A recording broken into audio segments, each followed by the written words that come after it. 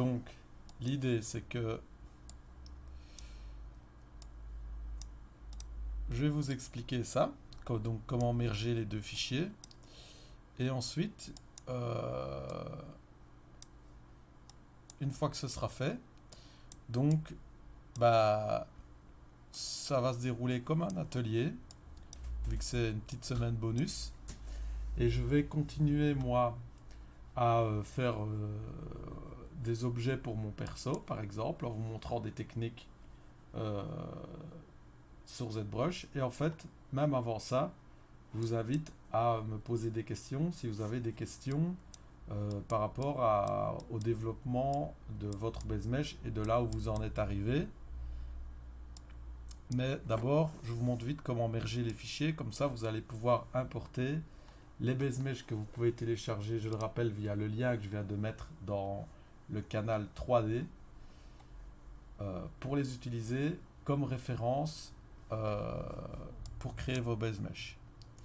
Donc, normalement, ce que vous allez recevoir, c'est les deux fichiers. Et moi, ici, je vais faire un delete et juste garder un des muscles.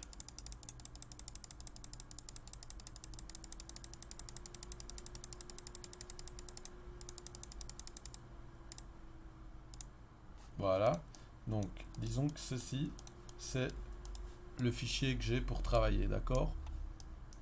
En fait, tout simplement, pour avoir un modèle en plus dans mon fichier afin de l'utiliser comme référence 3D, j'ai plusieurs manières. Je vais soit dans ZPlugin Multi-Append, et là je sélectionne le fichier que je veux utiliser comme référence. Donc ici c'est Mail Example Base Mesh. Je clique deux fois. ZBrush a planté, parfait.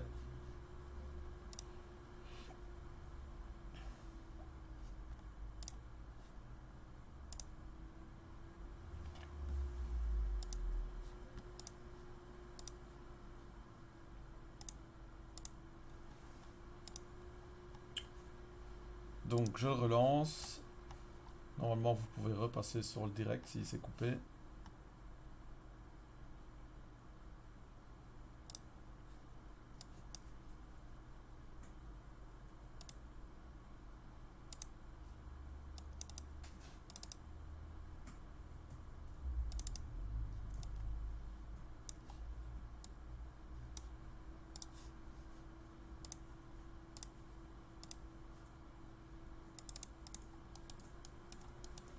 Donc vous avez votre fichier.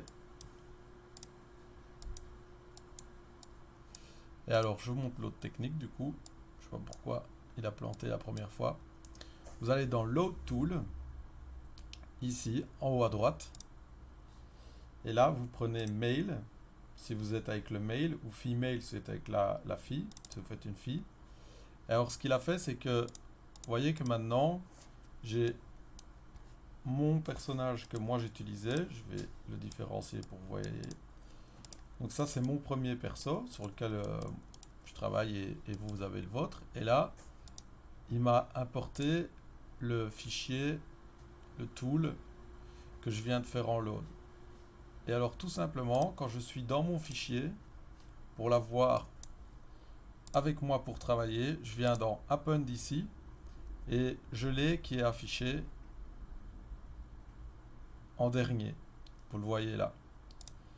Et là maintenant, une fois que j'ai cliqué, eh bien j'ai les deux qui sont dans ma scène.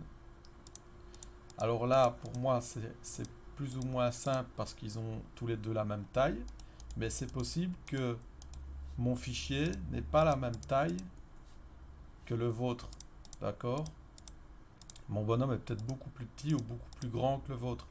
À ce moment-là, vous le sélectionnez, vous cliquez sur Scale, et alors vous l'agrandissez ou vous le rétrécissez pour l'utiliser comme référence par rapport à votre personnage. D'accord?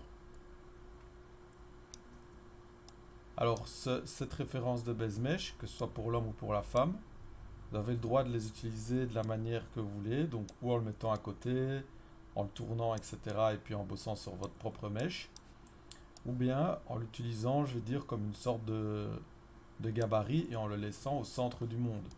Ce que je ne veux pas, c'est que vous preniez des parties pour les réutiliser sur le mien, sur le vôtre, pardon. Est-ce que il y a des questions par rapport à ceci? Pour les autres questions, on viendra après. J'ai une question. Est-ce qu'il y a une possibilité de rendre le mesh transparent? Tu veux dire le mesh que je viens d'apporter et garder mon mesh. euh, Ouais. alors, tu as une option ici sur le côté qui fait ça. Et en fait, ça va te permettre d'avoir, c'est ici, Activate Edit Opacity, donc sur la droite. Et en fait, quand je le fais, tu vois que les objets que je n'ai pas sélectionnés deviennent transparents. Et du coup, ça me permet de voir un petit peu où se situe ma référence par rapport à mon propre objet. Donc ici sur le côté pour répondre à tes questions. Dans Activate Edit Opacity. Alors si ça fait rien, il faut que tu actives en plus Ghost, qui est juste en dessous. Ghost Transparency. Voilà. Il y a d'autres questions juste par rapport à ça? Ouais. De, de rien, avec plaisir.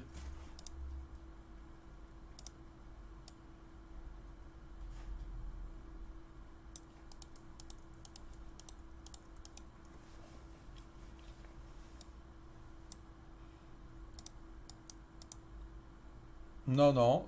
Donc tu avais ton propre personnage d'ouvert, tu as fait Load Tool, tu as pris Mail Example Base Mesh, et quand tu vas dans Append, il n'y est pas.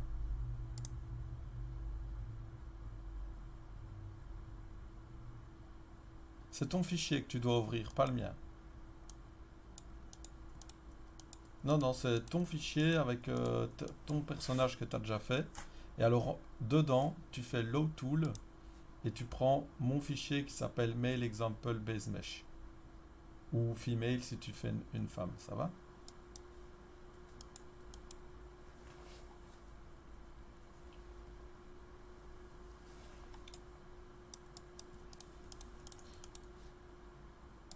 S'il n'y a pas d'autres questions juste par rapport à cette manipulation-là, eh bien, vous pouvez, si vous avez des questions, me poser des questions par rapport à votre avancement. Parce que j'imagine que il y a quand même des questions, vu qu'apparemment, ça a été un petit peu le stress pendant la semaine dernière, voire le week-end. Et, euh, et s'il n'y en a pas, bah, tant mieux. Alors, je vais continuer à avancer en vous montrant d'autres techniques sur le programme. On va dire que ça va être des features bonus pour le cours, des choses qui vous ne seront pas forcément euh, utiles dans l'absolu, mais qui par contre sont des outils qui fonctionnent pour faire plein de choses. Alors, dites-moi, question.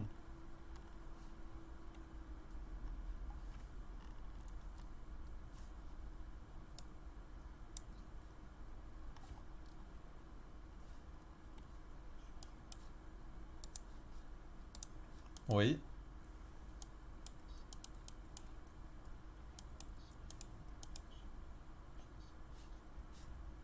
oui. Alors la brush pour utiliser pour faire des coupes dans des objets comme ça, vous pouvez ou bien utiliser Clip Curve, qui est une brush un peu spéciale parce que quand vous l'utilisez, vous devez cliquer sur CTRL SHIFT en même temps. Donc là, je viens de la sélectionner pour vous montrer l'exemple. Je vais juste séparer tous mes objets avant.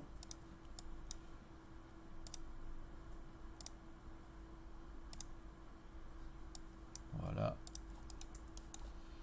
Et delete ceci.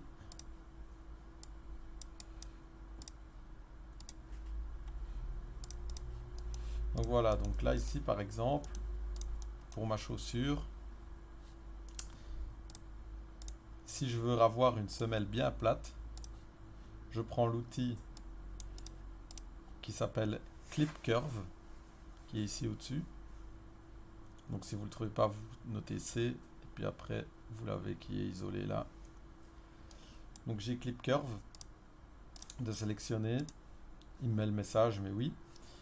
Alors en fait, avec CTRL et Maj, je vais tracer une ligne qui va venir en fait couper pour créer ma semelle. Et alors l'idée c'est que quand je trace une ligne comme ça, on peut voir qu'il y a un dégradé en fait. Et le côté du dégradé, c'est le côté par où ça va couper. Donc là on voit que c'est par en dessous. Si je trace dans l'autre sens, on voit que c'est par au-dessus. Alors là si je coupe, eh bien, vous voyez, ça a coupé le dessus de ma chaussure. Et alors avec Clip Curve, ce qui marche aussi, c'est les courbes. Donc je peux cliquer sur CTRL Maj, je commence à tracer ma curve, et si je clique une fois sur Alt, eh ben, vous voyez que je peux dessiner des courbes. Et alors du coup, eh ben, il va me couper les choses en forme de courbe. Donc là, on peut voir que ça m'a mis une courbe aussi au niveau de ma chaussure. Alors je peux faire la même chose, mais je clique 2 fois sur Alt cette fois, et là, ça me fait des angles. Donc je peux couper en angle. Voilà, ça c'est la brush Clip Curve. Voici comment elle marche. Ensuite, tu peux aussi utiliser une brush qui s'appelle Trim Curve. Ça va fonctionner un peu de la même manière, sauf que plutôt que de pousser la surface et créer une partie plate, comme la première brush qu'on vient de voir fait, ça va couper une partie de ton modèle et créer une autre surface à la place.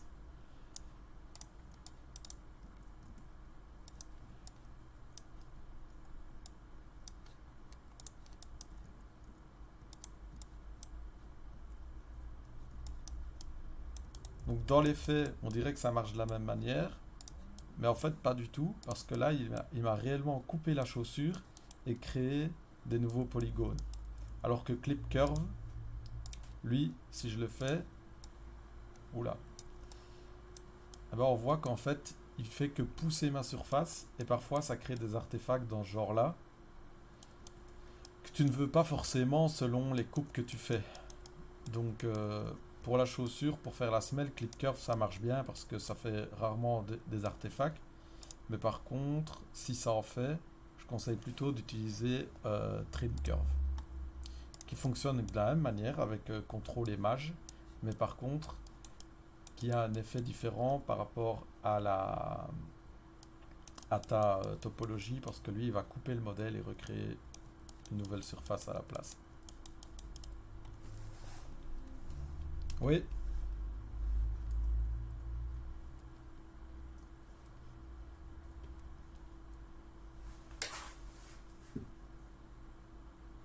Si tu peux choisir la partie qui est coupée, parce qu'en fait, la partie qui va être coupée, c'est la partie qui est du côté du dégradé du trait, comme je viens de l'expliquer.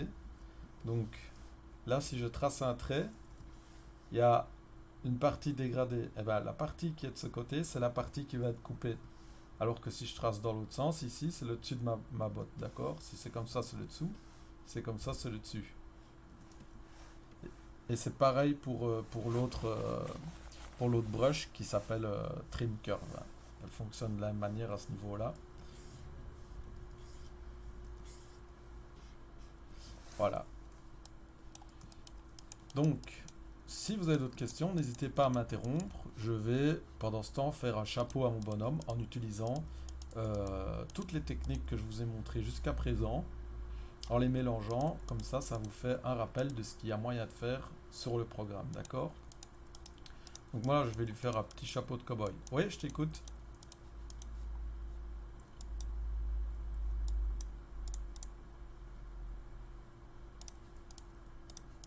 Oui. Mhm.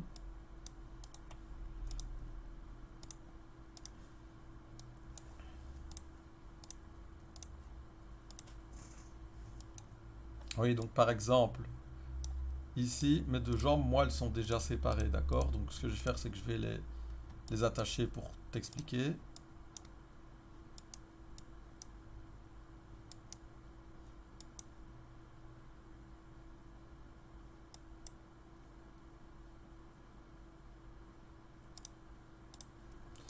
Voilà, donc j'ai les deux dessus de mes jambes qui sont attachés maintenant, d'accord?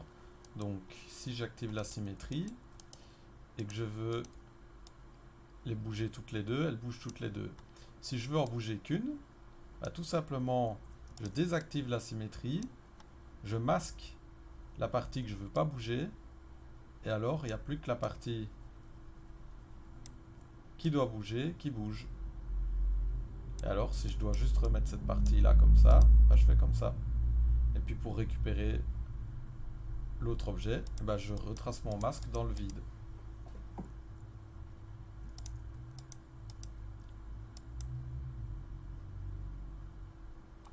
Tu dois les faire un par un, ou bien tu dois tous les merger, comme je viens de le faire là. Donc pour les merger, c'est simple. Tu vas les mettre, tu vas les trouver dans ta liste de subtools, d'accord? Et en fait, ce qui va se passer, c'est que une fois qu'ils seront tous affichés,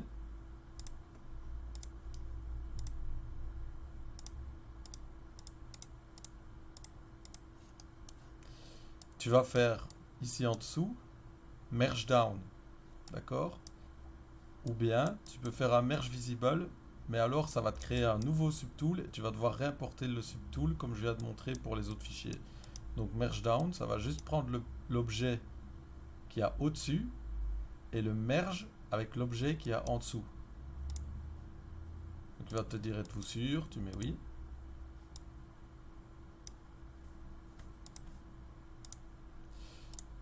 Là voilà, j'ai...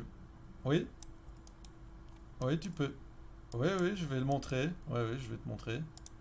Donc là, j'ai mergé toutes mes cuisses ensemble, d'accord? Donc maintenant, j'ai le muscle de la cuisse à l'avant, le muscle à l'arrière, etc. Eh bien, c'est le même exemple que ce que je viens de te montrer. Donc, je sélectionne ou toute la jambe, si c'est toute la jambe qui va bouger. Et pareil dans l'autre sens, ça marche, d'accord? Et si c'est qu'un muscle en particulier, alors, avec CTRL et un clic sur l'objet que je veux bouger, d'accord? Eh bien, j'arrive à juste le sélectionner lui. Si jamais, quand je fais ça, ça ne marche pas, avec le CTRL-clic pour sélectionner l'objet, eh bien, ce que je peux faire, c'est CTRL-cliquer et alors j'essaye de tracer un trait dans un sens et tu vas voir qu'à un moment, hop, il va complètement se sélectionner. Donc, je répète, quand j'ai fait un merge de tous mes objets de mes jambes pour en bouger qu'une seule, ou bien pour tous les bouger en même temps, je masque la partie que je ne veux pas bouger et ensuite je bouge la partie visible. Donc pour masquer ça avec CTRL et clic, je répète, je trace un rectangle comme ça, pouf, je la masque.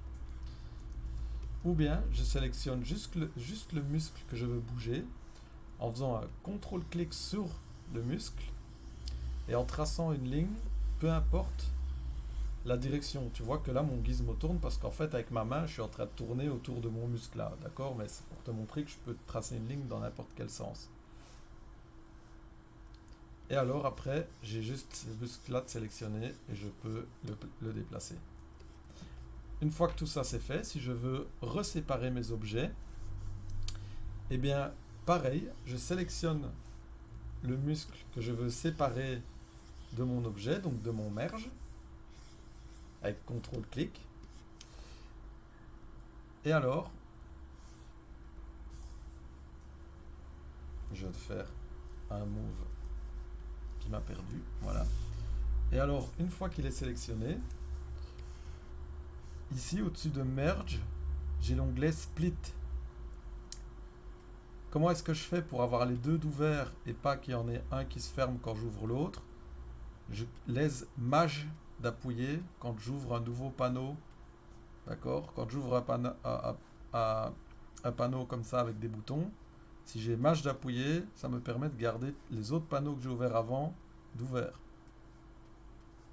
Donc je vais dans Split Et là, je fais split unmasked point. Et alors maintenant, j'ai de nouveau mon muscle qui est en subtool séparé. Mais bon, vous n'êtes pas obligé de les séparer, hein. C'est comme tu veux, quoi. Si jamais split unmasked point est masqué, c'est possible. Donc là, je montre l'exemple. Je prends mon muscle pour le séparer. Je vais dans split et split unmasked, il est grisé. Je peux pas appuyer dessus. C'est probablement parce que vous avez une subdivision dessus, un niveau de subdiv. On peut le voir ici, j'en ai 4. Et alors je dois retourner au niveau de subdiv 1 avant de pouvoir faire le split unmasked point. Ça va? Je retourne niveau 1, je fais split et là, boum. Mes deux muscles de jambes sont séparés. Je les ai là et j'ai l'arrière des jambes qui sont toujours là. Donc voilà comment tu peux faire pour bouger une jambe et pas l'autre.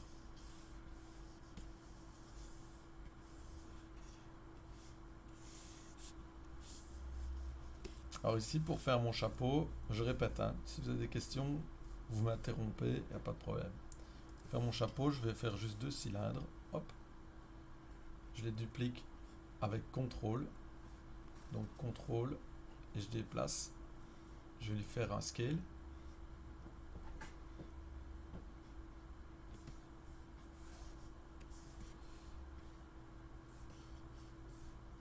On va faire un truc dans le genre. Plus fin. Ensuite, j'inverse mon masque. Je fais un scale en hauteur. Je vais faire comme ça. Une fois que ça c'est fait, je vais vouloir travailler sur mon chapeau en symétrie. Donc j'active avec X. Je prends la broche Move parce que je vais commencer à lui donner la forme d'un chapeau un peu plus réaliste que juste ça. Et ce qui va se passer, c'est que avant de travailler dessus, je vais faire un Z remesher parce que j'aimerais bien récupérer des quads ici au-dessus et là, parce que mes quads ressemblent plus à des rectangles. Donc je vais le faire et puis je vais enchaîner. Voilà, donc là j'ai plus des quads. Et maintenant avec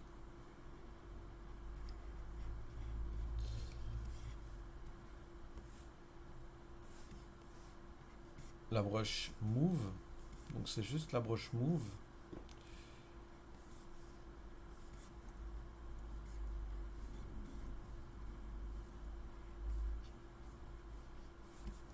je vais travailler le chapeau pour lui donner un air un peu plus western, un peu plus chapeau de cow-boy. Si j'hésite pas à prendre une photo, histoire d'avoir une référence de la vie réelle. Je sais plus trop à quoi ça ressemble.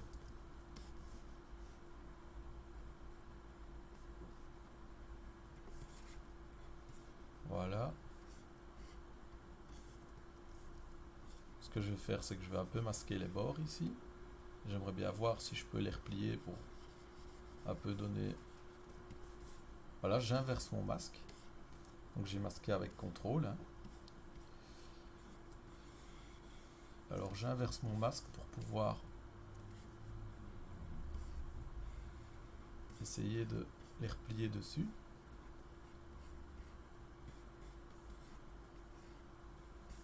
Je smooth un petit coup avec Mage et alors je tire un petit peu. C'est avec toujours la broche Move, j'ai rien changé encore.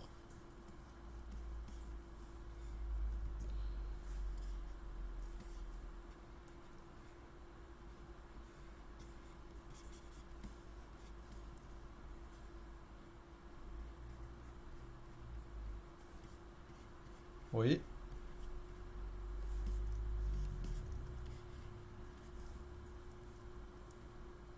Oui. Oui, pour dupliquer un objet, c'est exact.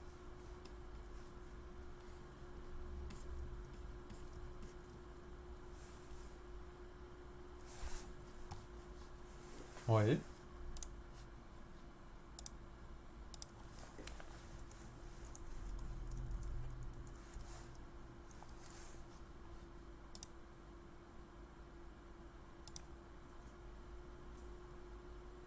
Oui, en fait, tu peux les sélectionner de manière indépendante avec la technique que je viens de montrer sur les sélections des jambes. Donc ici ma main, si j'ai tous mes subtools qui forment un seul et unique objet, je vais encore les merger histoire de montrer en exemple. Hop. Là je fais merge down, merge down, merge down, merge down, merge down. D'accord, donc là j'ai ma main, oula, pardon. Donc là j'ai ma main avec tous les doigts, d'accord. Et bien pour sélectionner un doigt et pas les autres, avec CTRL et le clic, d'accord. Je clique sur CTRL, je trace un trait vers rien du tout, et tu vois que quand je commence à tracer un trait, eh bien ça fait, là je vois que le masque ça va pas, tu vois, parce qu'il masque aussi une partie de mon doigt, donc je continue à tracer mon trait jusqu'à ce qu'il devienne complètement lumineux, et là je sais que tout le reste est masqué, d'accord. Et ça, si je répète ça sur les autres subtools, eh ben je peux le faire à l'infini en fait, tu vois. Si je le fais sur la paume de ma main, à un moment, hop, avec le petit doigt, pareil, hop. Donc moi généralement je vais vers en bas, si ça va pas, je vais vers en haut, à gauche, et puis oh, ah là c'est bon, voilà. Ici pareil, hop, et voilà. Et là, et pourtant c'est toujours le même subtool, tu vois, ils sont toujours tous groupés ensemble, mais j'ai réussi à tous les déplacer.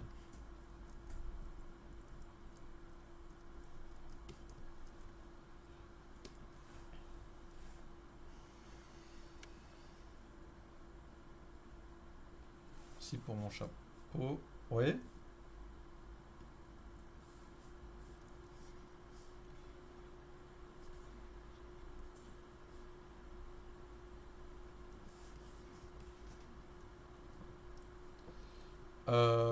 Si tu as un subtool, quand tu essayes de le bouger, il s'étire. Bah, ça peut être dû à plusieurs choses. Par exemple, là, ma main, si j'ai une partie de sélectionnée et que j'essaye de le bouger, il s'étire. C'est parce qu'il y a une partie qui est masquée. Donc du coup, je fais CTRL et masque dans le vide. Comme ça nettoie tous les masques actifs que j'ai.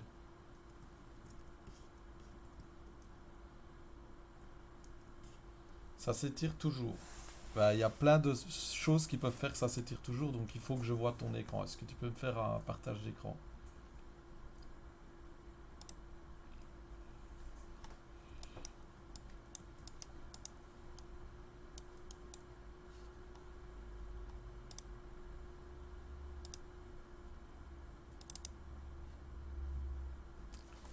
Alors, allez, essaye de le bouger. C'est parce que tu as ta symétrie d'activer. Donc, désactive ta symétrie avec X. Voilà. De rien. Donc, ouais, sur le chapeau, j'ai juste fait un petit contrôle Z parce que ma pliure était pas bonne. Et en fait, ce que j'ai fait, c'est que avec toujours, euh, je vais le refaire. Hop. Donc, je masque juste cette partie là. J'inverse mon masque avec la symétrie d'activer. Je vais juste plier les bords. C'est un peu trop.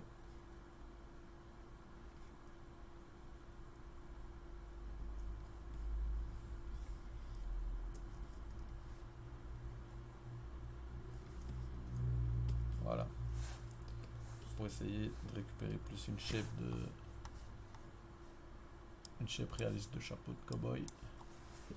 Ensuite, ben, ici c'est simple, ça va être un peu plus étiré vers l'avant. Là, on va avoir un truc comme ça.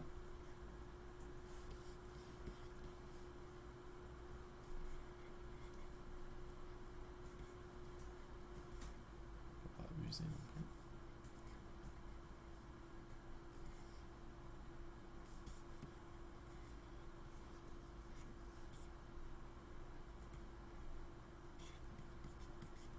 Là, je mets un petit coup de smooth. Donc pour smoother, c'est avec Mage.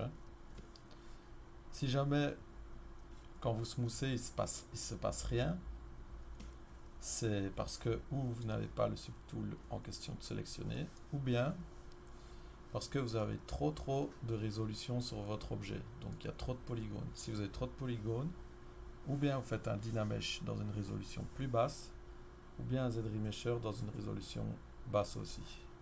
Donc là, moi si on regarde comme je suis en train de faire mon chapeau, bah, vous allez voir que là, j'ai encore rajouté presque aucun polygone. J'essaye d'abord de travailler la forme pour avoir plus de facilité à bouger mes volumes. Parce que si je mets directement plein de polygones, bah, ça va être beaucoup trop compliqué à travailler. Mon but c'est vraiment d'avoir une facilité pour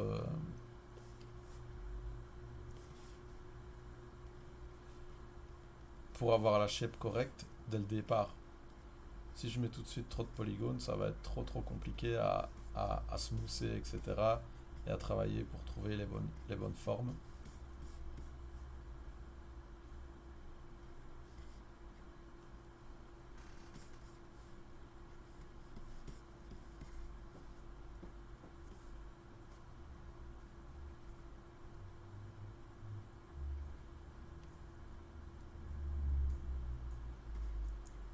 Oui, je t'écoute.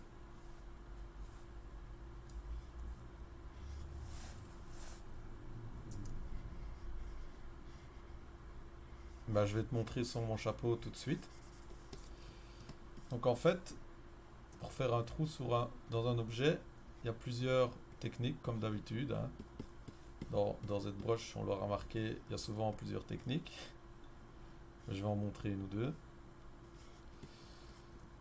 Donc, pour faire un trou, ici, je vais faire un trou pour la tête de mon bonhomme, d'accord?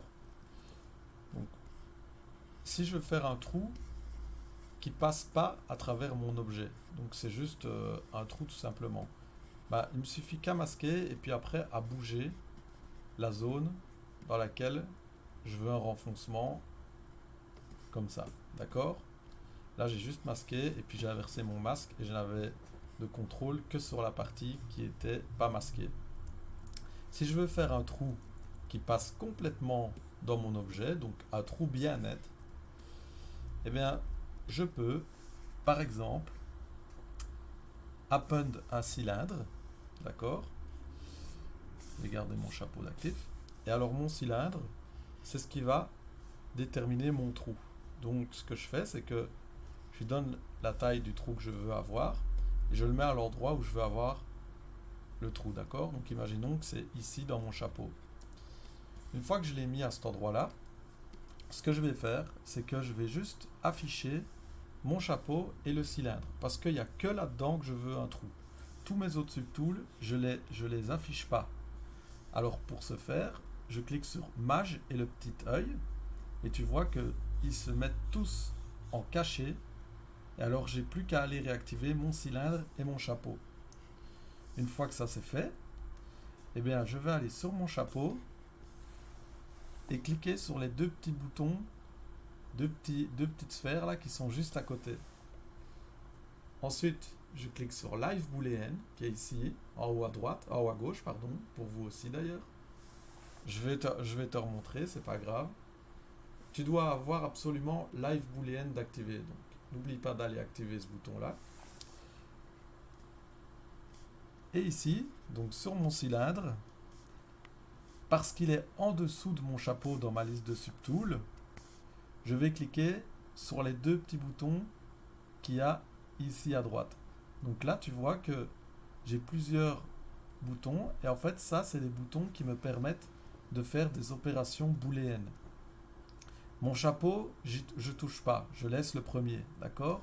Et mon cylindre, vu que c'est ce qui va se soustraire à mon chapeau pour créer le trou, eh bien c'est le deuxième petit icône. Tu vois que si je fais la troisième, eh bien en fait c'est mon chapeau qui soustrait toute la partie. Voilà, c'est ça, t'as capté. Et donc du coup, je clique juste là, et après ici dans ma liste, je vais dans l'onglet Boolean, je mets Make Boolean Mesh. Une fois que j'ai cliqué, il a fait l'opération. Je vais dans Append et là, J'ai mon chapeau, je l'append, je cache les deux autres, et là j'ai mon chapeau avec le trou dedans. Voilà, tu vois. Donc ça te fait des trous parfaits. Une fois que tu as fait ça, le mieux c'est ou de refaire un Dynamesh ou un ZRemesh pour perdre les triangles que l'opération booléenne a créés. D'accord? Donc ça c'est pour la première technique, c'est la plus compliquée. Vous l'aurez en vidéo, c'est parfait comme ça. Au cas où vous devez faire des trous, vous avez un exemple de la manière la plus compliquée, mais qui te fait des trous vraiment bien ronds et bien beaux. D'accord? Ensuite, il y a une autre technique.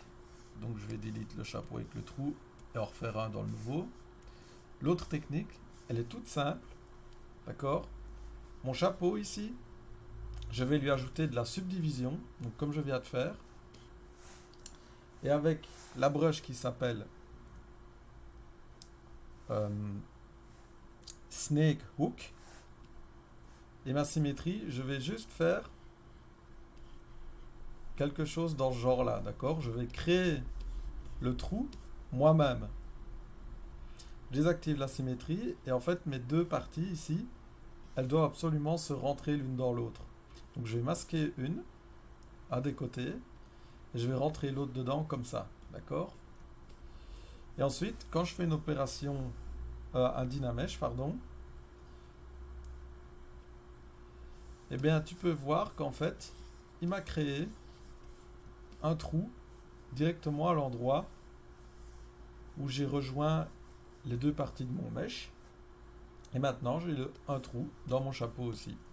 Alors évidemment, il y a un endroit que je voulais absolument pas, etc. Donc, ou bien ma technique n'est pas la plus optimisée, ou bien je m'amuse après avec la brush Move et en masquant. Ah ouais, complètement. Mais en tant que ton prof, je me dois de te montrer toutes les techniques possibles. Donc là, voilà, tu peux aussi t'amuser à faire des trous de cette manière. Et puis après, avec du Dynamesh, refaire comme ça, hop, refaire ta topologie et ainsi de suite. Après, resculpter toute ta casquette correctement pour avoir ton trou. Ou bien l'endroit sur ton base mesh où tu étais en train de vouloir avoir ce trou-là, d'accord? Après, il y a encore une dernière technique, mais celle-là, elle est encore plus tricky. C'est la suivante. Donc, sur mon chapeau ici, je vais masquer une partie, d'accord? Je la masque en dessous aussi. Donc c'est masqué des deux côtés. Je vais faire un split unmask. Du coup maintenant, dans mon chapeau, j'ai un trou, d'accord? Là, j'ai clairement un trou de chaque côté. Ben, il y a une brush qui s'appelle qui s'appelle Curve Bridge. Je pense que c'est celle-là. Et bien avec cette brush-là,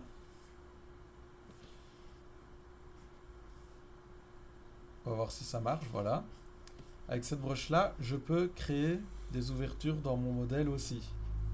Donc je t'explique comment j'ai fait. Une fois que j'ai le trou dans mon modèle, je l'ai obtenu en masquant et en faisant split and mask, d'accord? Et bien avec la brush, quand je trace sur les contours du trou, donc si je trace comme ça va être dans le vide. Mais si je trace en maintenant mage, eh bien il va parfaitement me suivre les contours de mon trou, d'accord? Donc je trace une première fois ici.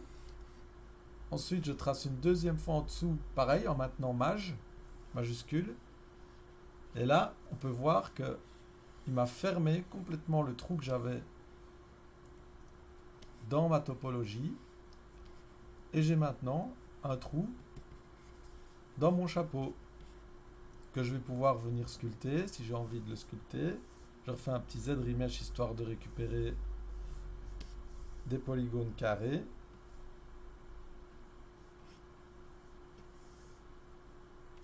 Voilà.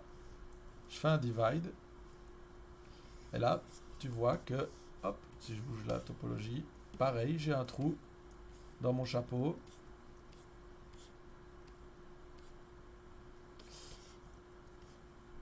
Bah oui, mais tu as toute l'explication comme ça quand même. Ça va?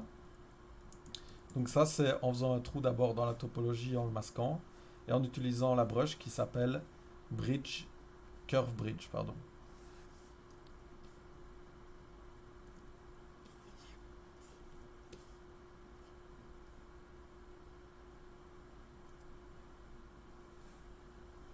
Oui.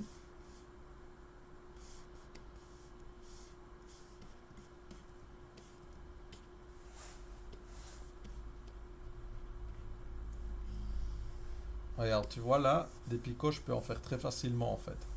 Des picots, tu en obtiens à partir du moment où tu fais des déformations sur un objet qui a très peu de résolution dans sa topologie. Comme tu peux le voir sur mon chapeau, j'ai de très grands carrés. Ça veut dire que mes polygones sont très grands et donc j'en ai pas beaucoup. D'ailleurs, le nombre de polygones que tu as sur un subtool, il est affiché en haut, à droite, à gauche pour moi. Pour vous, il est affiché à côté de votre brush, donc quelque part par ici normalement. Les tailles de votre brush, les avoir par là, et il est mis Active Point. Et ben, tu peux voir que là, en fait, sur mon chapeau, j'ai 2000 polygones. Voilà, ça c'était pour l'info pratique du jour. Et ben, en réalité, quand j'ai peu de polygones comme ça et que je les déplace, et que je fais des gros déplacements, eh bien, je peux rapidement avoir des picots, comme tu dis. En réalité, c'est juste les polygones qui ne sont pas assez nombreux et le programme essaye de faire comme il peut pour faire la déformation la plus belle possible. Mais vu qu'il n'y a pas assez de polygones, bah, ça fait ce genre de truc. Bah, pour ne plus les avoir, ce que j'ai fait, moi, c'était un Dynamesh qui, lui, en fait, va revenir redessiner une peau de polygones sur tout ton objet. D'accord? Donc là, si j'ai plein de picots dans ce genre-là, bien là, je fais un Dynamesh et puis je les smooth. Tu peux voir que, en fait, maintenant, j'ai récupéré des polygones et c'est plus smooth. Le truc, c'est que si je suis toujours dans ma, je vais dire mon, comment est-ce que je peux dire ça pour que ce soit clair? Si je suis toujours dans la période où je suis juste occupé à faire, à shaper, à donner de la forme à mon objet, donc si je suis pas dans le détail, j'ai pas forcément envie d'avoir de nouveau plein de polygones comme ça. Donc une fois que j'ai fait mon Dynamesh qui m'a rendu une belle forme ici, mais que je veux quand même moins de polygones, et ben derrière je refais un petit Z-Remesh qui lui va revenir me mettre des polygones partout, mais beaucoup moins, comme tu peux le voir. Et je vais garder cette espèce de courbe que j'ai voulu créer ici et que j'ai obtenue avant avec le Dynamesh. Tu vois, donc si je prends mon historique, donc j'ai mon chapeau, j'ai tiré dessus, j'avais des picots comme tu dis ici, j'ai fait un Dynamesh, que voilà, j'ai smoothé, et ensuite j'ai refait un Z-Remesh qui vient me rendre une topologie homogène et avec laquelle je vais pouvoir continuer mon chapeau. Et c'est juste, par exemple, donc là, disons que je suis content avec mon chapeau, j'aime beaucoup sa forme comme ça, d'accord, ça lui fait un peu une forme de capitaine de navire marrant. Et bien là, la forme, disons que je l'aime bien, et bien seulement maintenant, je vais faire CTRL D pour ajouter des niveaux de subdivision et donc de la résolution dans mon chapeau. D'ailleurs, tu vois que on voit qu'il y a de la résolution qui s'ajoute, hein. Et seulement maintenant, je vais pouvoir utiliser des brushes pour détailler et par exemple venir ajouter des coutures aux endroits des coutures avec dame standard. Je vais pouvoir venir tracer un trait comme ça par exemple. Je vais réactiver ma symétrie. Et alors juste maintenant, quand je suis vraiment content de mes formes, je viens avec dame standard et je viens remarquer les endroits qui doivent être plus marqués. Donc là, je fais un edge un peu plus marqué, d'accord? Je vais le recreuser à l'intérieur.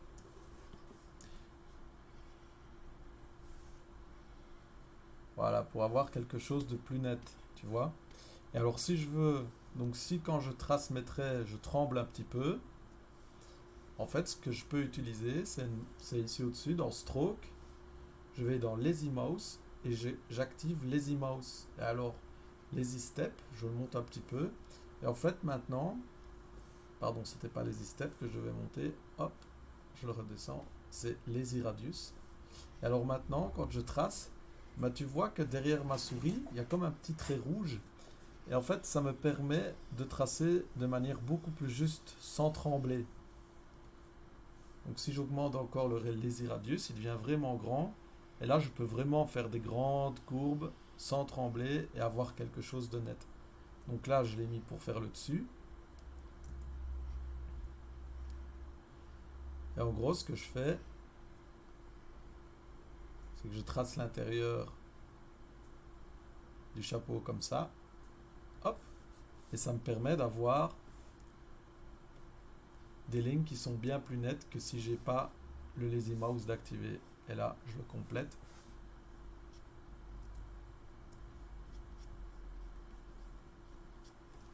Comme ça. Et voilà. Après, bon, moi ici, j'aimerais bien en plus lui donner un petit côté un peu rondelet. Donc je vais masquer toute cette partie-là.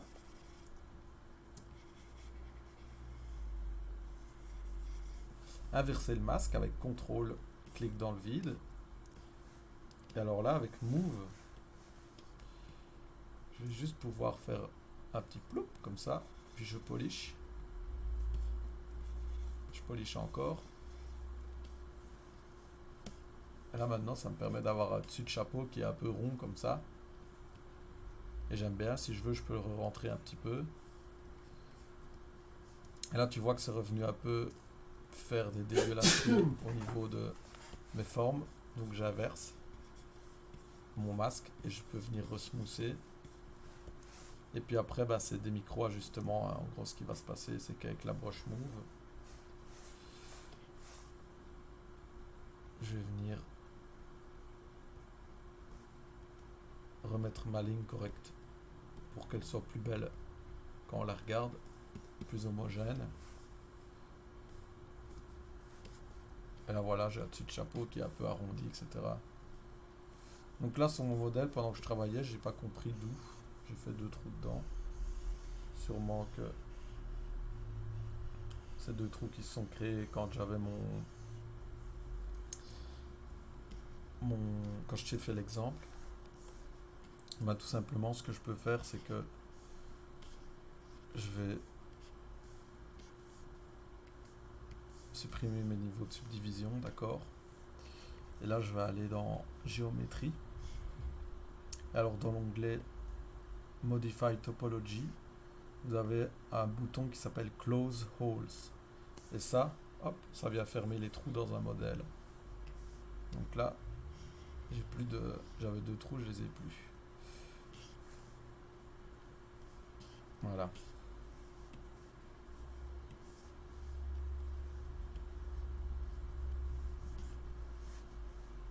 Ouais.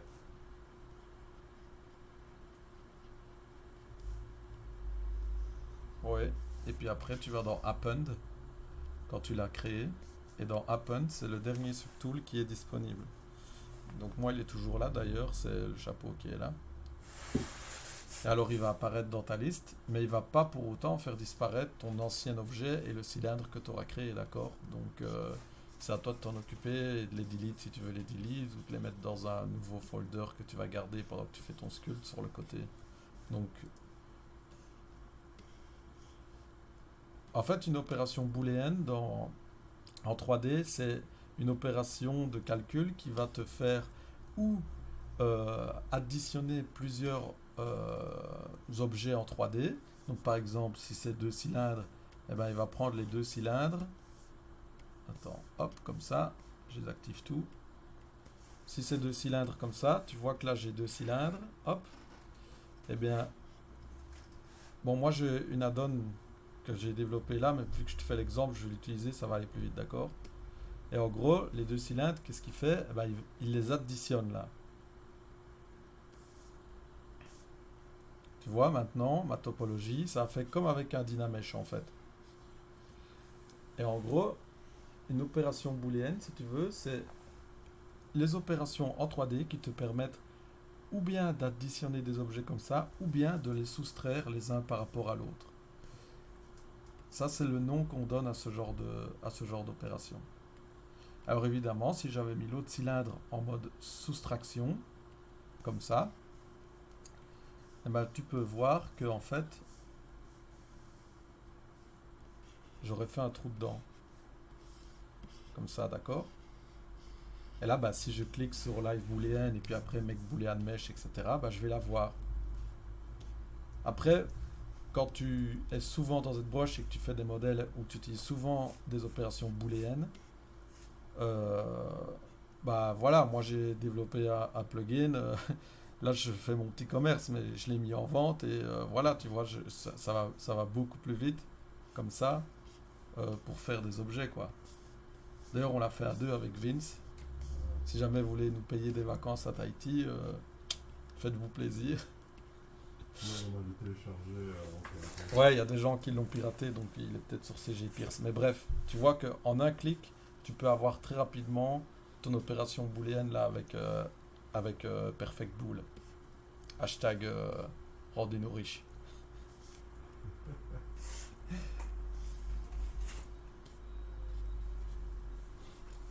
Perfect Bool, il est sur le shop d'ArtStation ou bien il est en craqué sur CG Pierce. Mais du coup, je te dis qu'il est en craqué sur CG Pierce, mais peut-être que ça te motivera à aller te faire un compte sur CG Pierce et à tout le monde d'ailleurs. Parce que pour bien faire, il faudrait que vous ayez un compte un jour là-bas. Il y a énormément de tutoriels gratuits du coup, qui normalement sont payants, etc. Normalement, je devrais pas faire la pub de ce genre de truc, mais c'est tellement cher que voilà quoi. Le Perfect Bull, il est sur le marketplace de ArtStation.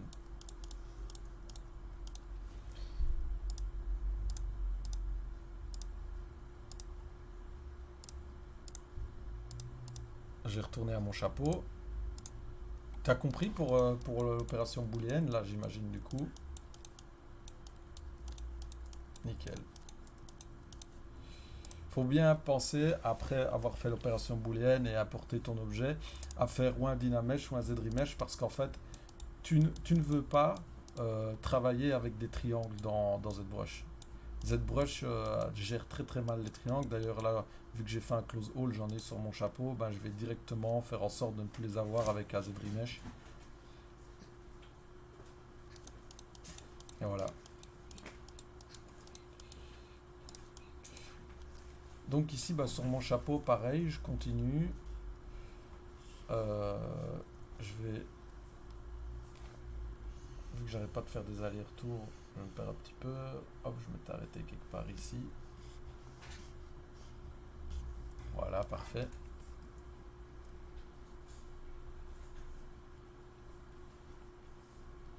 Voilà, et donc c'est juste à partir du moment où je suis content des formes que je lui ai données, des formes en général, que j'ai fait des divides et que j'ai commencé à travailler sur les détails, d'accord?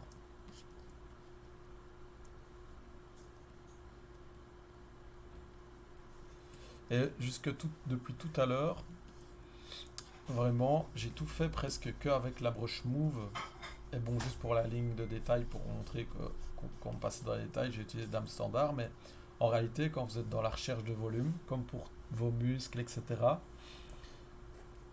honnêtement, si vous travaillez avec des sphères, etc., vous n'avez pas vraiment besoin d'autres brushes que le Move pour commencer parce que euh, c'est vraiment la brush qui va vous permettre de trouver les volumes dont vous avez besoin le plus facilement possible. Si vous y allez avec une clé, etc., bah, à moins que vous soyez un sculpteur déjà et que vous ayez déjà l'habitude de ce genre de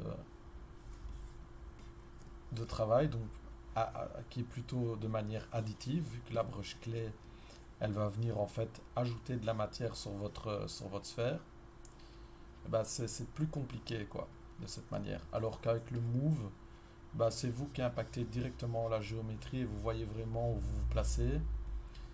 C'est un peu plus simple pour rapidement trouver les volumes que vous voulez.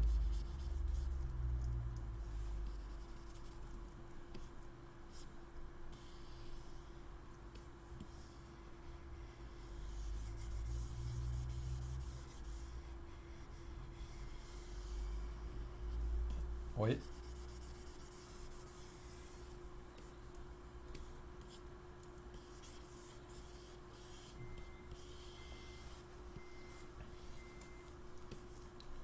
En général, on évite d'avoir des triangles. Pourquoi? Parce qu'en fait, l'incidence qu'ils peuvent avoir, elle est multiple.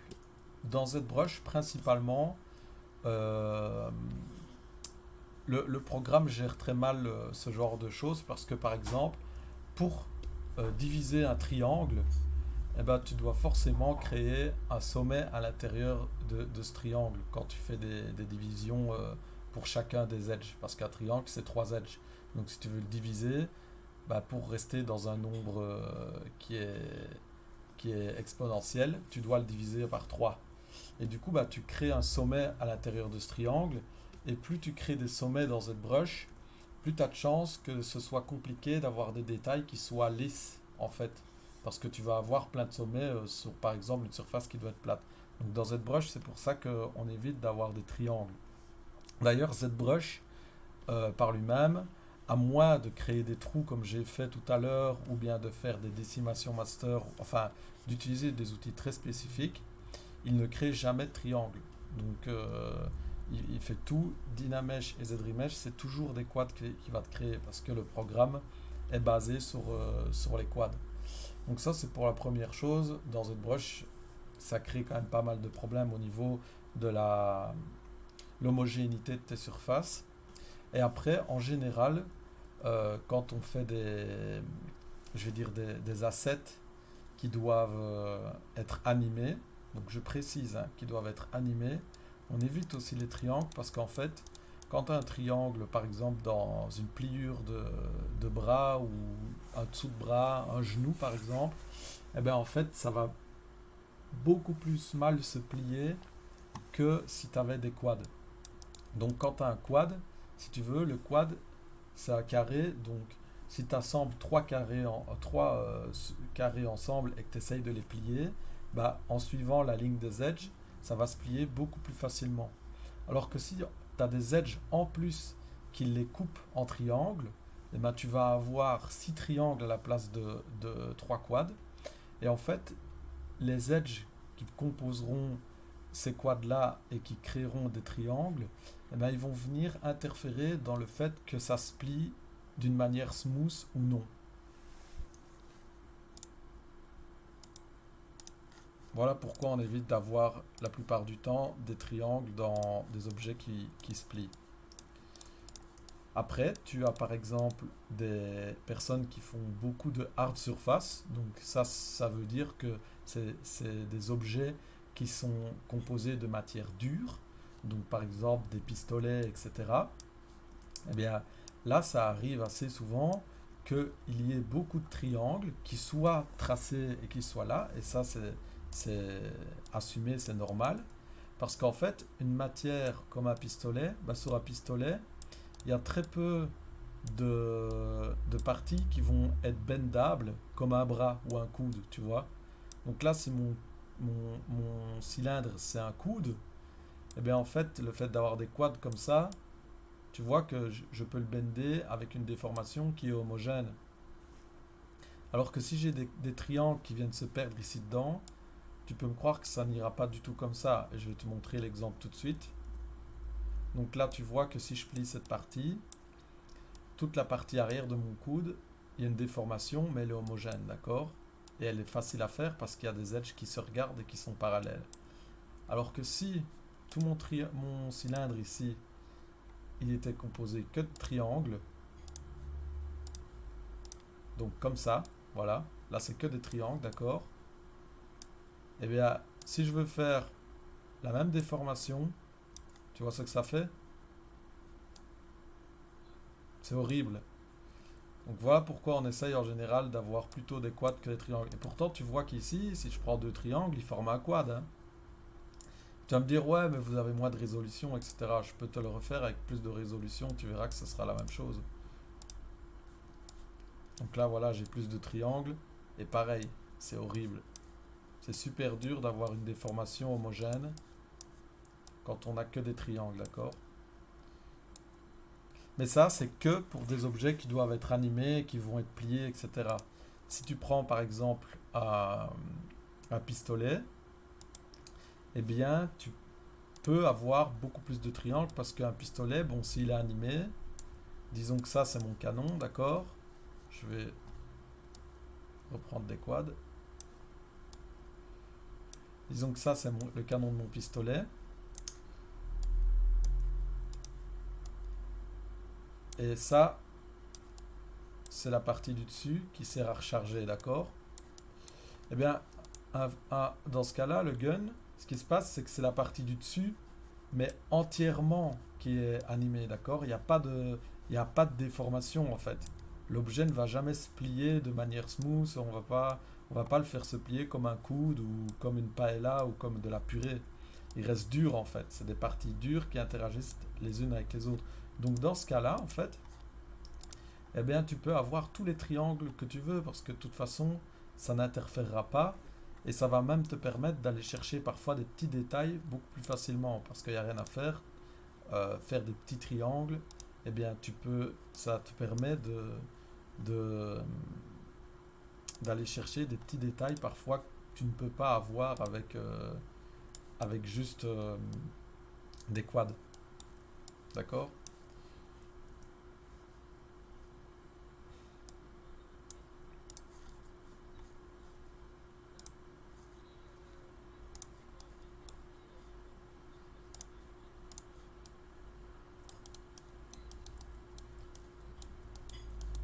Ouais, mais après, ça arrive d'en avoir, hein. Moi, je fais des triangles sur des personnages, ça m'arrive. Mais l'idée, c'est que alors j'essaye de les faire à des endroits qui ne doivent pas être très fort déformés. Et si ils doivent être déformés, alors ça va servir la déformation, la manière dont mon triangle est mis. Si tu veux, je vais envoyer un lien sur le chat 3D qui explique très bien ça.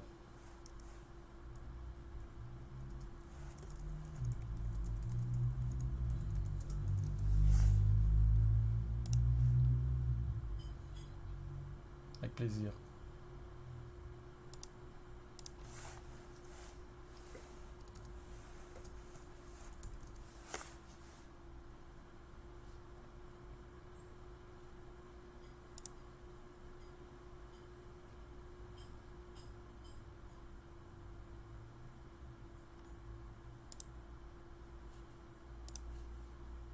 Bien sûr, je suis payé pour ça.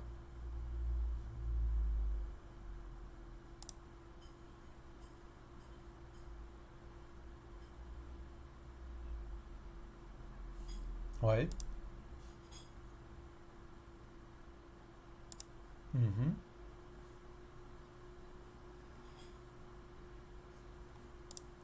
Ouais.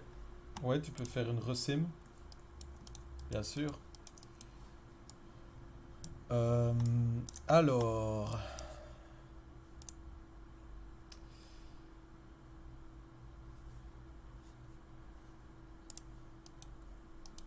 ouais.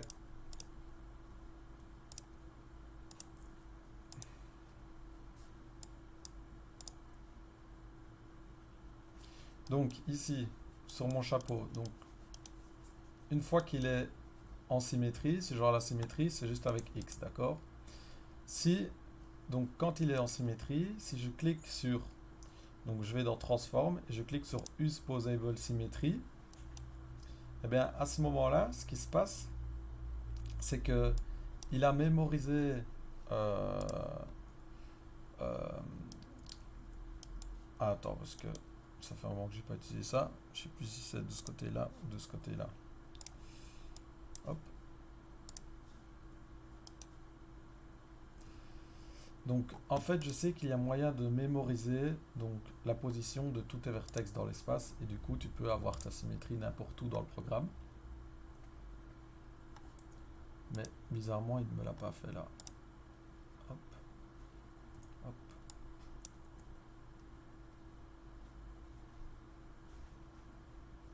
Ouais, là, j'ai une symétrie qui est un peu cassée. Bah, tu vois, du coup, je vais pas pouvoir te donner une réponse complète. Donc, ce que je peux te conseiller, c'est d'aller voir cette vidéo que je t'envoie là tout de suite et qui t'explique exactement comment faire ça.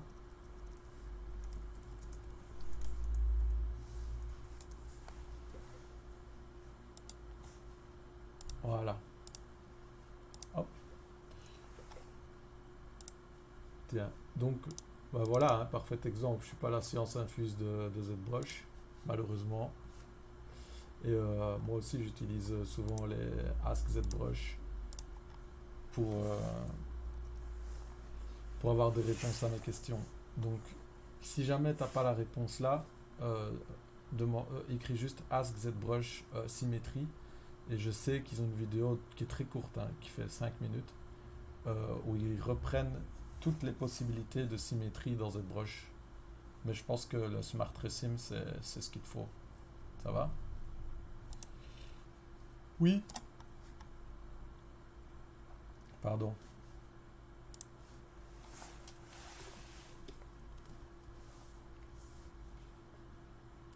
Ouais, bah oui, il y a plein de brushes qui creusent.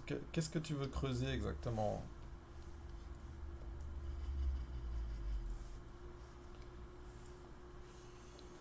Bah avec Dame Standard, par exemple, tu peux faire ça. Donc, Dame Standard, elle fait des lignes qui creusent. Donc attends, parce que là maintenant, je suis avec avec ma symétrie toute cassée. Voilà. Donc, Dame Standard, si tu la sélectionnes et que tu es en mode Subtract, donc Z sub, donc tu peux la voir quand tu cliques sur espace, tu vois là, Z sub, et bien alors ça va creuser des lignes. Si tu es en Z add, ça va tracer des lignes dans ta géométrie. Ça va? Et alors ça, bah justement, comme tu dis, ça, c'est ça. Z sub, ça creuse. Et ça, c'est peu importe la brush que tu utilises, mis à part les brushes move évidemment. Mais avec n'importe quelle brush que tu utilises, si tu es en add, ça ajoute de la matière. Si tu es en sub, ça enlève de la matière. Donc là, si je suis avec le clé, quand je suis en add, bah, j'ajoute de la matière. Et quand je suis en sub, j'en enlève. Ça va?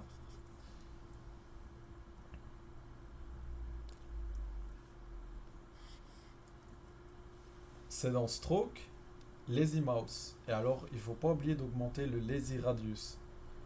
Lazy Radius, en gros, ça va être la distance que cette petite ligne rouge a pour te permettre de tracer des belles courbes, en fait. Voilà.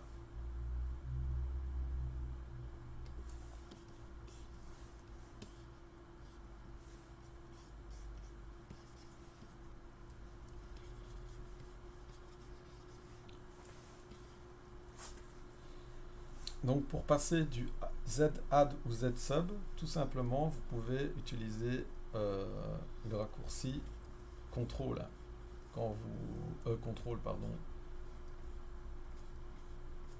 Alt quand vous sculptez.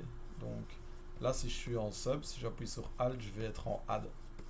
Donc j'ai pas besoin d'aller tout le temps cliquer moi-même pour changer. Si je suis en sub ou en add, je peux changer directement en cliquant sur Alt.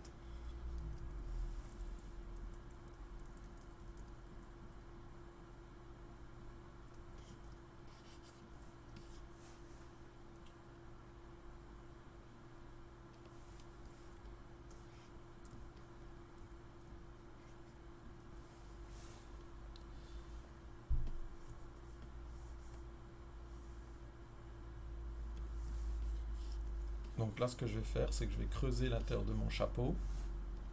Et pour ça, je vais faire une petite technique de filou, c'est que je vais dupliquer mon chapeau, le scale un petit peu comme ça, et je vais faire un split and masked, comme ça j'ai deux chapeaux, et je vais l'utiliser avec une opération booléenne, celui du dessous, pour faire le trou dans mon chapeau. Et là, vous voyez que du coup, ça me permet d'avoir exactement la forme du dessus de mon chapeau à l'intérieur.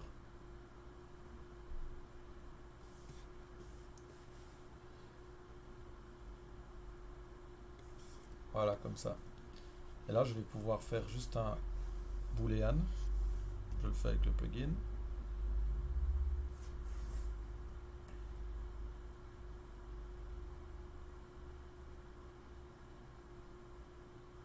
Oui, Oui.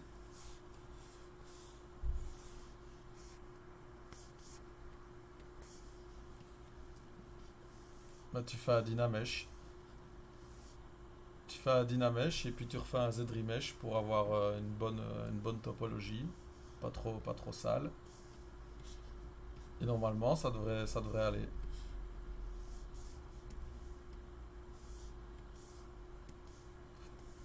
Généralement, et ça marche pour tous les cas de configuration, si vous avez un truc qui part en vrille sur votre modèle, vous faites un Dynamesh. D'accord?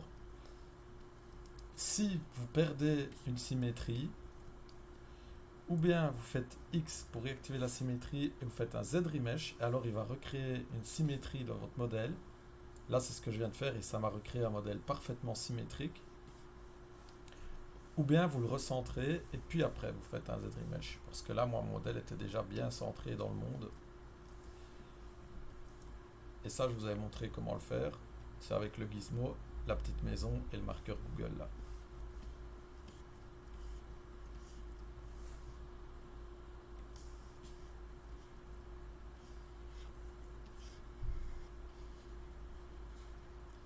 Et là, voilà, avec cette technique, j'ai pu récupérer un trou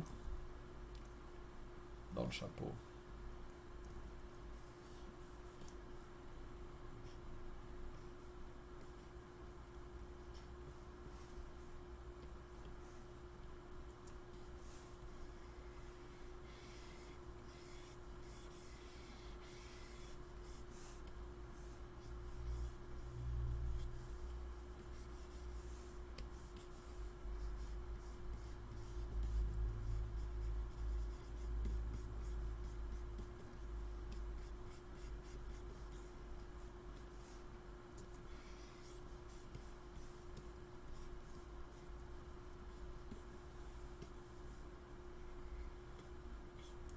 Alors parfois, quand vous travaillez avec certaines brushes, par exemple la brush dame standard ou la brush clé, ce qui peut arriver si vous avez deux parties de votre objet qui sont fort proches l'une de l'autre, c'est que quand vous travaillez sur une des parties, et bien de l'autre côté, vous allez avoir votre brush qui a un impact aussi.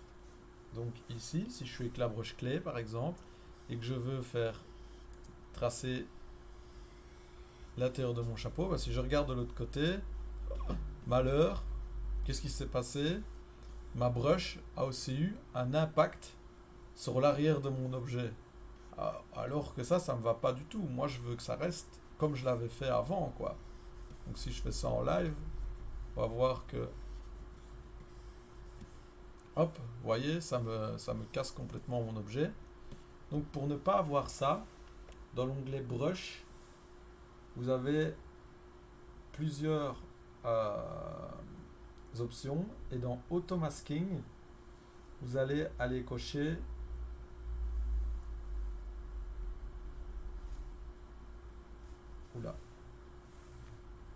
auto masking, vous allez aller choper backface mask. Et backface mask, ça fait quoi? Ça fait qu'en fait, votre brush, vous allez pouvoir travailler avec sur des parties d'objets très fines et l'arrière de l'objet ne va jamais se déformer. D'accord? Donc là, j'ai activé le backface mask. Je peux venir faire tout ce que je veux sur ce côté-ci de mon objet et l'autre côté ne se déforme pas parce que la brush maintenant se rend compte qu'il y a une surface de l'autre côté. Donc pour activer ça, c'est dans Brush, Auto Masking, Backface Mask.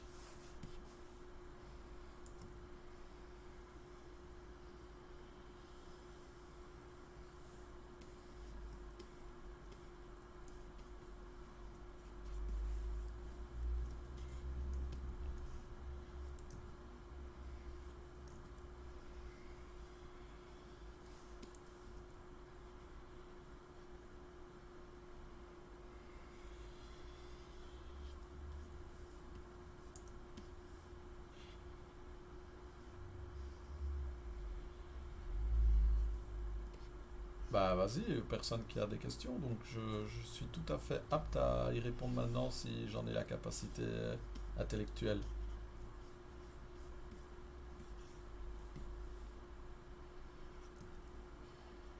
Oui.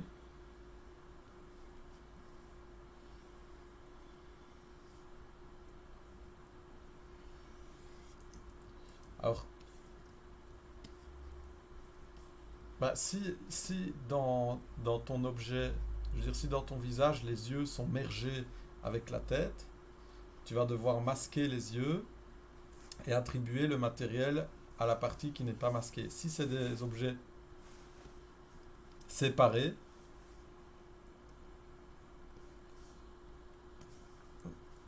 bah, par exemple ici, moi mon bonhomme il est tout avec un mat cap, d'accord? Eh bien si je veux juste que mon chapeau, donc là si je change, si je me mets tout en gold, tout mon perso devient en gold, d'accord? Mais si je veux que ce soit que mon chapeau, eh bien quand je suis en matériel gold, j'active MRGB.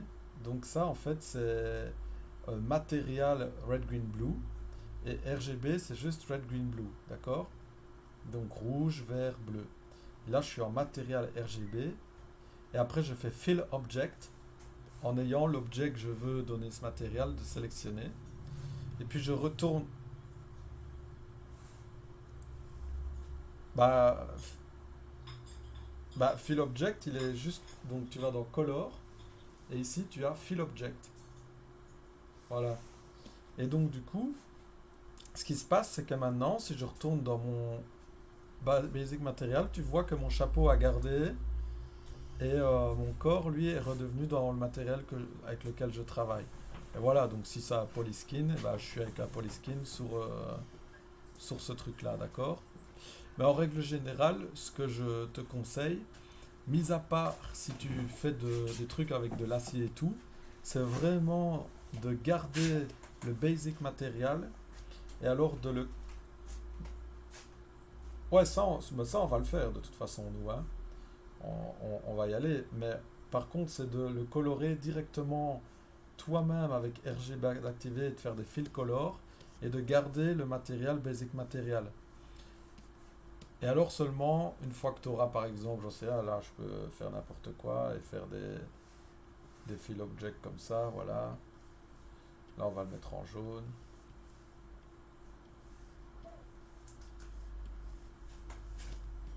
Voilà, puis là je retourne sur mon truc de base. Voilà, tu vois. Et alors là, alors tu auras tes parties qui seront toutes coloriées. Mais ça, c'est si tu fais des aplats. Tu peux aussi peindre sur l'objet. Donc en ayant juste RGB d'activer, tu désactives sub et add. Là, tu sélectionnes n'importe quelle partie. Et je vais le mettre en brush standard, ce sera plus simple.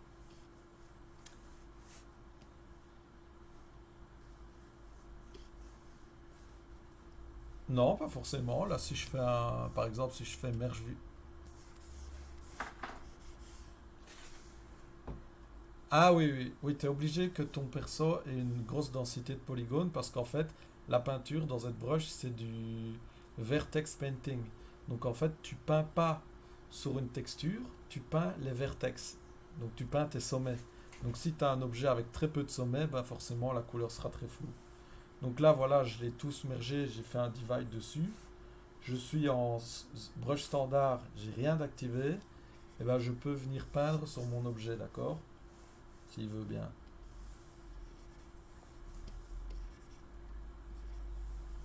J'ai tout mergé pour avoir plus de facilité à venir peindre. Je sais pas pourquoi il ne veut pas que je peigne. Là, j'ai un bug dans ma tête, je pense. Ah oui, bah voilà. Voilà. Donc, tu vois, alors là, tu sais venir peindre et tu fais ton délire comme tu veux. Et ça marche aussi avec les matériels. Donc, si je fais comme ça et que là, je passe en MRGB, eh ben, je vais peindre de la gold, tu vois. Ce qui se passe, c'est que quand tu peins des matériaux, tu vas avoir tendance à avoir des artefacts qui sont pas ouf. Tu vois, dans ce genre-là. Mais c'est parce que clairement, le painting de différents matériels dans ZBrush, c'est pas trop optimisé pour ça, quoi, tu vois. Je-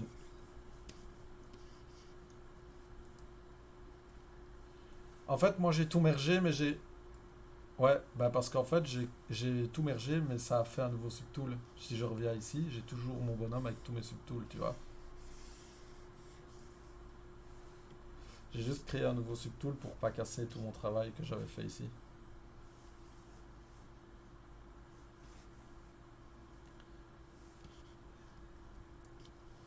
Bah, j'ai simplement fait un merge visible. Donc là, tout ce qui est visible, il va le merger. Et c'est dans le catégorie merge, j'ai fait merge visible. Et alors, quand je clique sur merge visible, eh ben, il me crée automatiquement un nouveau subtool avec tout qui est mergé ici. Et je l'ai juste divide avec CTRL D. Donc j'avais ça et il m'a fait ça, voilà. Et moi, bah, je suis arrivé ici, j'ai cliqué dessus, j'ai fait CTRL D, CTRL D. Et puis je t'ai montré comment peindre.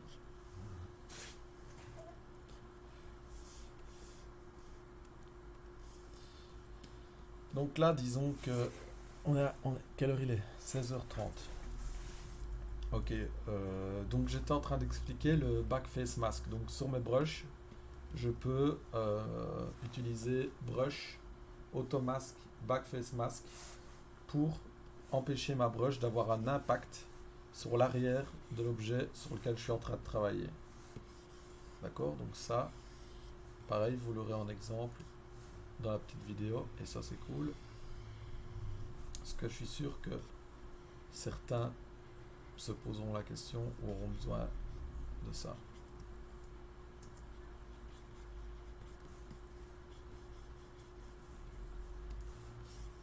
Donc si vous avez fini votre base mesh ou vous estimez que vous avez assez mis un coup sympa dessus pendant la semaine, bah, n'hésitez pas à lui faire une petite add-on aussi, comme moi je suis en train de faire au mien. Donc ce sera cool et puis ça montrera que vous avez vraiment bien capté la philosophie du programme.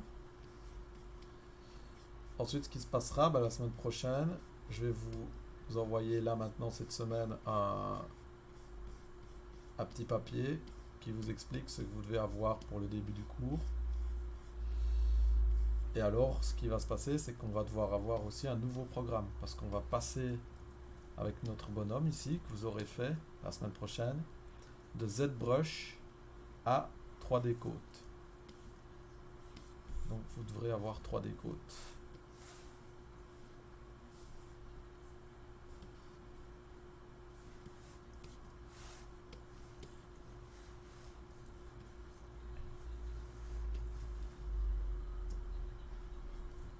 Ouais.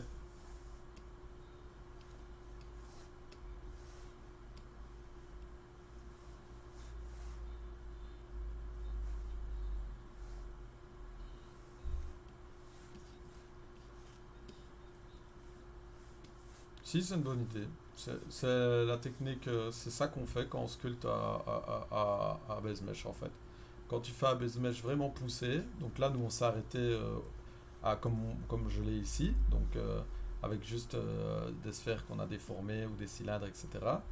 Mais après en fait ce qui va se passer, c'est que normalement si tu continues le pipeline, bah, tout ça, tu l'as comme j'ai ici, et tu fais un gros euh,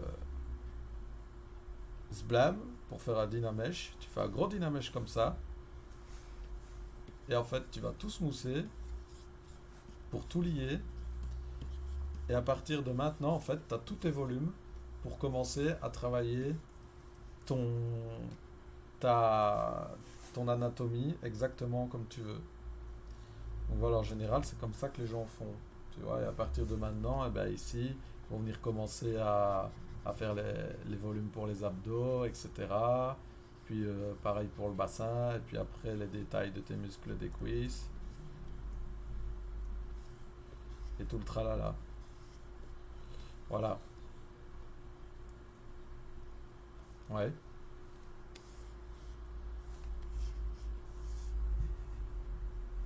On va pas, on va pas devoir faire de vêtements, non. Honnêtement, là, si vous avez un base mesh qui est déjà potable, vous faites un chapeau, des gants, un balai de magicien, j'en sais rien, tu fais ce que tu veux, là où ton inspiration te mènera. Mais on va pas forcément faire de vêtements cette année. Ce qui était vraiment important, c'est qu'on arrive à faire avec Mesh et que vous voyez un petit peu des proportions humanoïdes parce que, bah, comme dit en deuxième, ça va vous être plus qu'utile. Et là, bah, une fois que vous aurez fait ça, vous allez tout déchirer l'année prochaine lorsque vous allez devoir faire un perso complet et l'animer, quoi. Mais sinon, bah, vêtements, très simple, là, ou bien tu fais des choses ici dans, dans ZBrush, ou bien tu vas dans un programme qui s'appelle Marvelous Designer, tu fais tout là-dedans. Donc ici, par exemple, si tu veux faire un pantalon à ton bonhomme, bah, moi, ce que je ferais, c'est que je prends toutes ses jambes, je les merge, d'accord? Je vais prendre ce que j'ai déjà mergé ici, pour refaire l'exemple, et alors je les masque, d'accord? Donc là, ces jambes-là, elles sont complètement masquées. D'abord, je vais juste réparer le petit trou qu'il y a là. Oui. Pour inverser tes masques, c'est CTRL, clique dans le vide. Donc là, je fais comme ça. Si je clique dans le vide, ça clique dans le vide CTRL, ça l'inverse.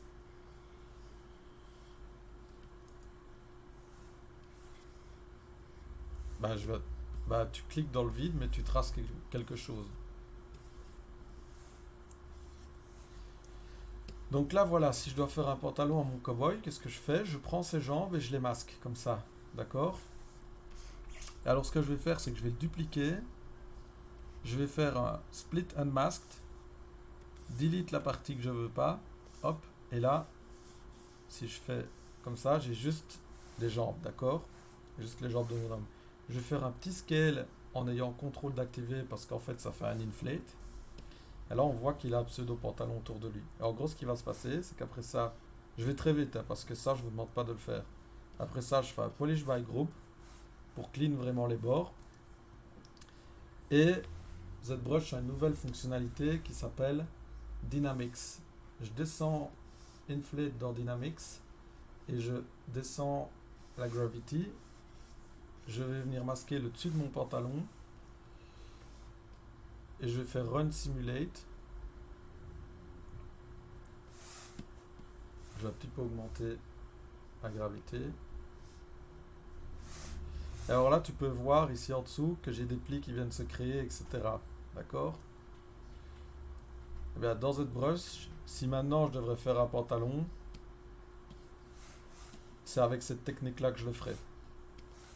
Comme ça. C'était Spiros, c'est ça? Ben voilà, comme ça, tu as ta réponse. Et là, bon, c'est pas du tout un pantalon qui existe, hein, c'est vraiment fait à l'arrache. Mais tu vois comment est-ce que je le ferai. Mais en général, je vais être 100% honnête, on utilise Marvelous Designer. Euh, à moins que tu fasses des vêtements qui sont de style cartoon. Et alors, bah, c'est exactement la même technique que celle que je viens de te montrer. Sauf qu'en fait, bah, tu vas aller travailler directement en mode cartoon, hein. C'est-à-dire que là, toute la jambe, bah, tu vas venir avec Adam Standard. Tu vas tracer ta ligne de pli de pantalon si on fait un pantalon de costard ici devant.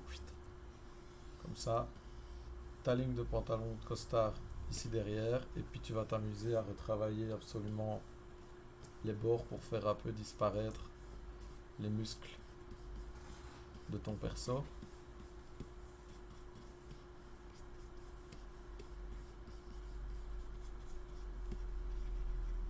L'entrejambe, tu vas le descendre un petit peu et le smoother.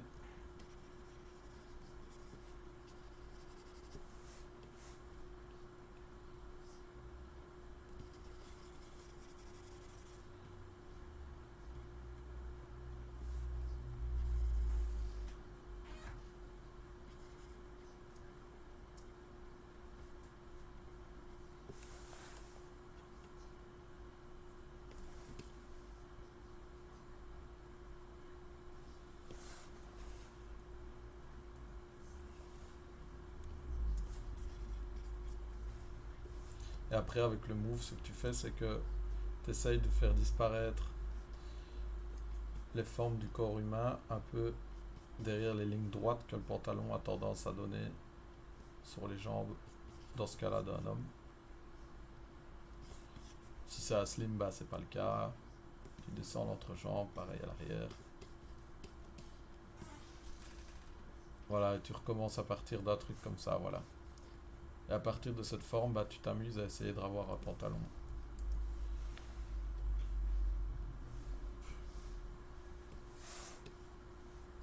Oups, là j'ai encore cheaté en prenant un peu le truc des Dynamics.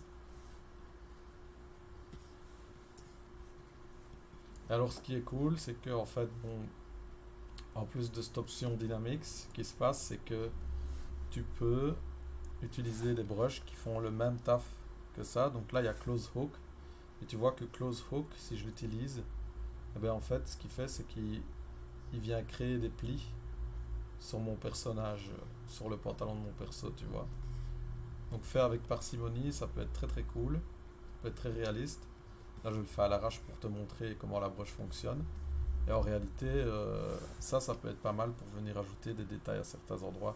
Il y en a plein. Tous les brushes close quelque chose, c'est des brushes qui font ce genre de choses, donc qui agissent sur les vêtements, sur de la géométrie comme si c'était des vêtements, quoi. Ça va? Voilà. Ouais, bah Marvelous, ça fait partie des choses que tu peux utiliser pour faire des fringues. Là, dans cette brush, tu peux en faire aussi. Je vais te montrer que c'était possible. Hop, je l'ai fait un petit pantalon. Mais ouais, Marvelous Designer, ça te permet de faire des fringues si tu veux faire des fringues.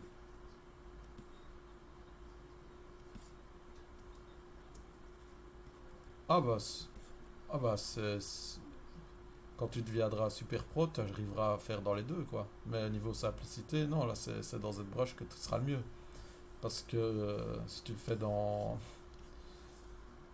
dans Marvelous, ça veut dire que tu dois complètement réapprendre un nouveau programme. Puisque Marvelous ne fonctionne pas du tout comme ZBrush, quoi. Bah bon, ça dépend vraiment ce que tu veux faire, quoi. Comme d'hab. De rien. Donc par rapport à votre base mesh, est-ce que vous avez encore des questions? Oui.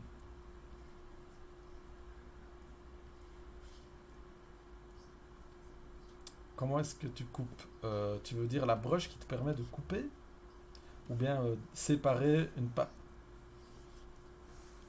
Bah c'est Split and Masked, ici. Donc tu vas dans Subtool, et là il y a Split, et là Split and Masked. Et si Split and Masked est grisé, c'est parce que tu as des niveaux de subdivision qui sont accessibles dans Géométrie, et il faut que tu les supprimes en cliquant sur Del Lower ou Del Heighter. Si tu fais Del Lower, il va supprimer tous les niveaux en dessous. Si tu fais Del Heighter, il va supprimer les niveaux de subdivision du dessus.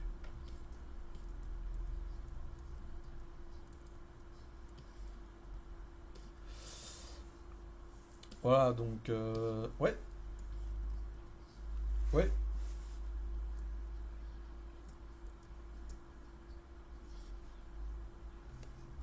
Si tu fais le même que moi, tu vas sur 20.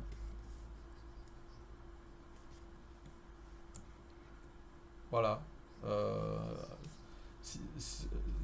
c'est pour ça que je voulais envoyer là. Comme ça, vous avez la référence pour faire... Tiens, c'est marrant ça comme bug. Comme ça, vous avez la référence pour faire le travail que je vous demande. Ça va?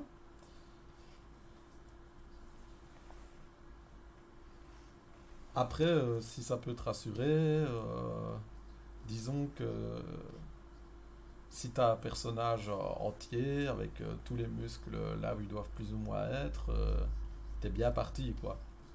Ça va? Si tu me rends juste un personnage comme on a fait il y a 4 cours, donc que j'ai fait au premier cours, un vieux bonhomme en fil de fer, bah là, ce sera pas top, quoi. Il faut que je vois quand même que tu es capable d'append des sphères dans une scène, de les déformer, de les placer à des endroits à gauche à droite. Euh, ça va?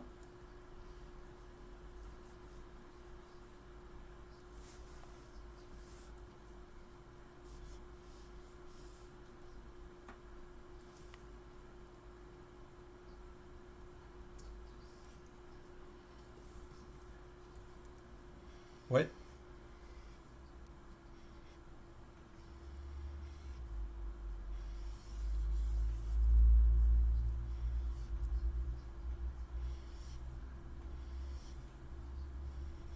Alors en fait, quand tu importes des objets, attends, je répète hein, pour voir si j'ai bien compris ta question. Eh ben, en fait, l'objet que tu as importé a pris la place d'un objet qui existait déjà, c'est ça?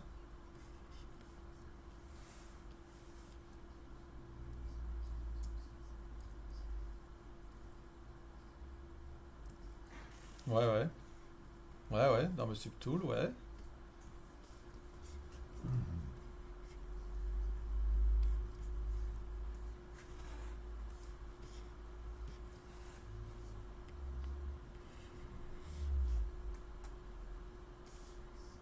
Ah, tu veux dire, genre là, si je clique là, ça m'a fait ça? Eh ben, en fait, c'est simple. Les autres sont à côté. Tu vois, là, je les ai tous. Et je peux même remonter jusque là, en fait. C'est que s'il te dit, ouais, tu veux switch, blablabla, là, tu mets, non, non, non, je veux pas switch. C'est le simple brush. Si tu cliques là-dessus, ça va te faire passer en mode edit transform. Si tu mets switch, tu vas avoir le problème de ce bazar-là. Puis tu vas devoir repasser sur un autre subtool, sauf que tu vas devoir faire ça. Et puis après, seulement edit. Et puis CTRL N. Voilà, et là, c'est le bordel.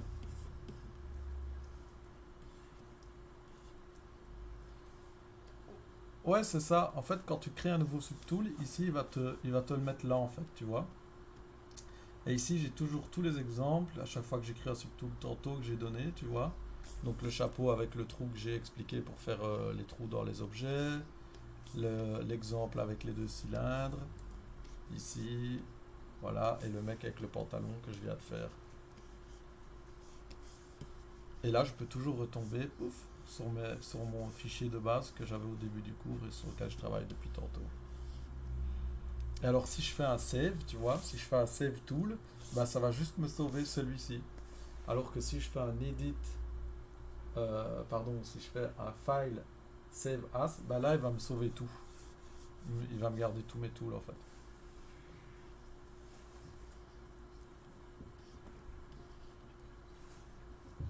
Oui, t'as bien un micro qui fonctionne bien, toi.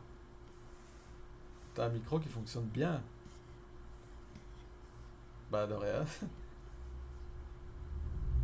Ok, d'accord, oui.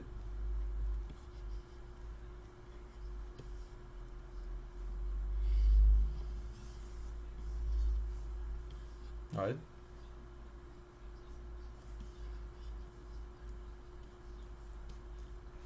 Ouais, bah, tu fais Alt-clic.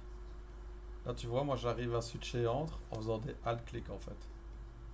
Donc, je laisse Alt appuyé, puis je clique sur le subtool sur lequel je veux travailler. De rien.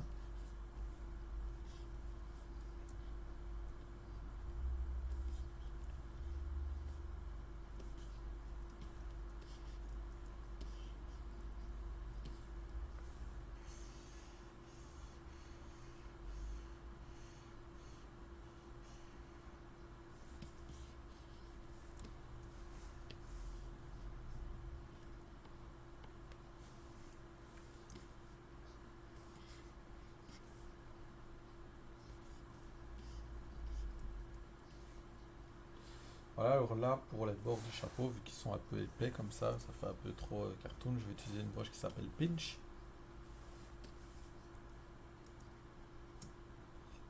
Et alors, en fait, Pinch, qu'est-ce que ça fait? Je clique P, il est ici, Pinch. Ça va venir prendre les deux surfaces et les pincer comme ça. Tout est dans le nom, hein. Pinch, pincer. Et là, hop là, ça va me permettre d'un petit peu rendre la surface moins épaisse. Voilà. Si je reviens en arrière, on voit ce que ça a fait.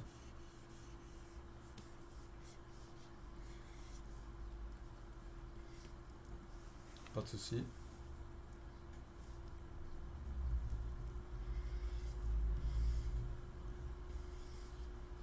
Ouais.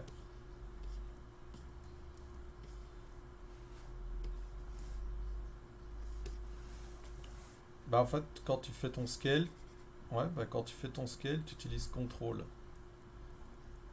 Donc là, tu vois, je fais append, cylindre, sélectionne le cylindre et je fais un scale et je garde contrôle d'appuyer. Tu vois?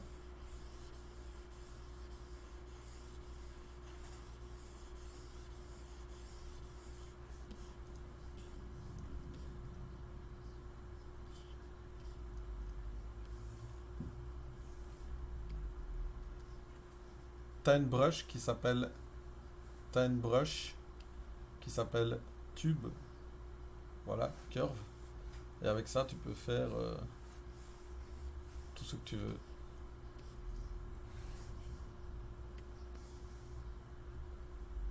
Bah si, si. Par exemple, là, je vais te montrer sur mes doigts. Je fais delete, ok, delete, ok. Et en fait, bah voilà, là, toute ma main, elle est comme ça. Bah, la pliure de mes doigts, elle est pile au milieu, donc je sélectionne que la moitié. Je fais en sorte que mon masque soit propre. Et après, bah, je vais tout simplement faire un rotate. Dans l'axe des doigts, j'inverse mon masque. Tu vois, je mets mon gizmo. Et voilà, tu vois. Et en fait, le truc, c'est que tu as une option, donc ça, c'est le petit bonus du jour. Il y a une option qui s'appelle Layer. Et en fait, tu as des layers dans cette brush. Donc là, je fais un layer, il est en mode record sur la main. Je masque la moitié de la main que je veux plier, d'accord, des doigts. Je les plie. Donc, voilà, disons comme ça. Je fais un petit peu à l'arrache, mais c'est vraiment pour l'exemple. Hop. Donc je plie mes doigts. D'accord, donc ils sont pliés maintenant. J'arrête de record et maintenant, si tu regardes mon objet sur mon layer, bah, j'ai toujours la position de mes doigts en mode normal, mais je l'ai aussi en mode plié maintenant. Voilà. Et donc en fait, tu peux. Ouais, et en fait, ce qui est cool, c'est que du coup, bah, tu peux avoir ton modèle. Je pourrais prendre tous mes objets et poser mon modèle d'une manière, et puis faire ça sur un layer, et en fait, après, en un clic, le revoir en T-pose.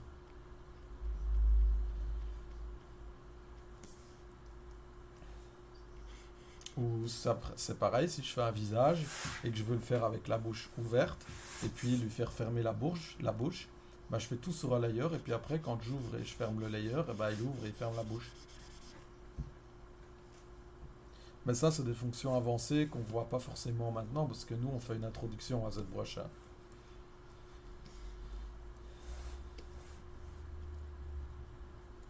Mhm.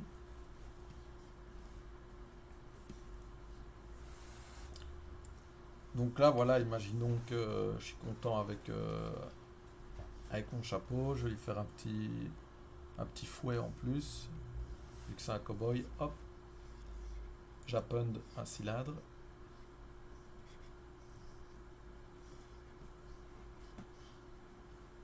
Que je vais venir mettre dans sa main.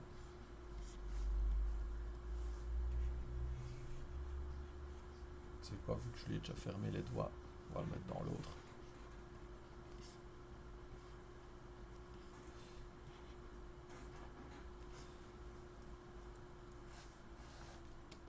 Et alors ce qui va se passer, c'est que je vais faire hop.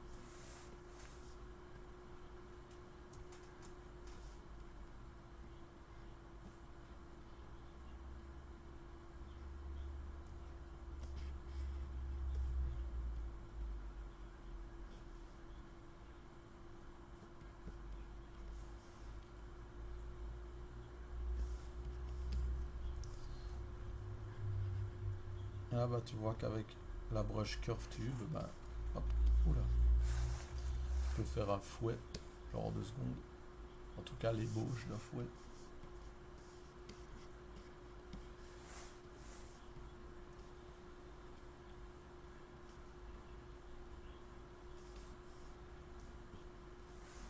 Voilà, et avec la brush qui s'appelle Move Topology, c'est comme le Move, sauf que quand tu as un objet qui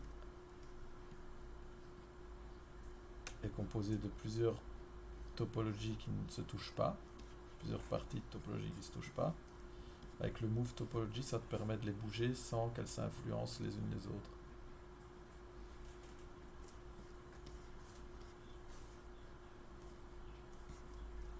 Genre là, avec le Move, si je voulais bouger mon fouet, bah c'est hyper compliqué parce que du coup, ça bouge tout.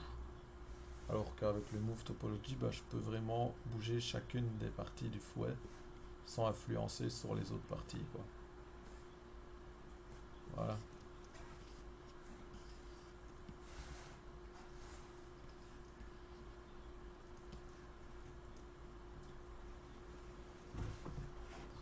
Donc là, je masque juste, hop, cette partie-là, j'inverse mon masque. Et là, je fais un scale en maintenant contrôle. Je sais même pas si ça ressemble réellement à ça, hein, c'est juste que, voilà, je m'amuse un peu, je crée des formes. Et ça donne un peu plus de corps et de réalisme au fouet. Je vais refaire pareil pour lui donner un peu plus d'épaisseur.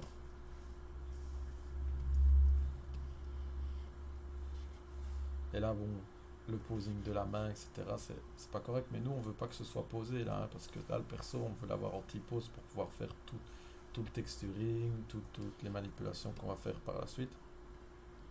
C'est pour ça que notre personnage est en T-pose, hein, parce que si, imaginons, on le met déjà dans une pose d'un grand guerrier en train de chasser ou de se battre dans la bataille de sa vie, imaginons qu'il ait un de ses bras le long du corps ou que sais-je, bah, c'est hyper compliqué de venir peindre sous un bras qui est complètement inaccessible. Donc ce qu'on fait, c'est qu'on les met en T-pose pour ça.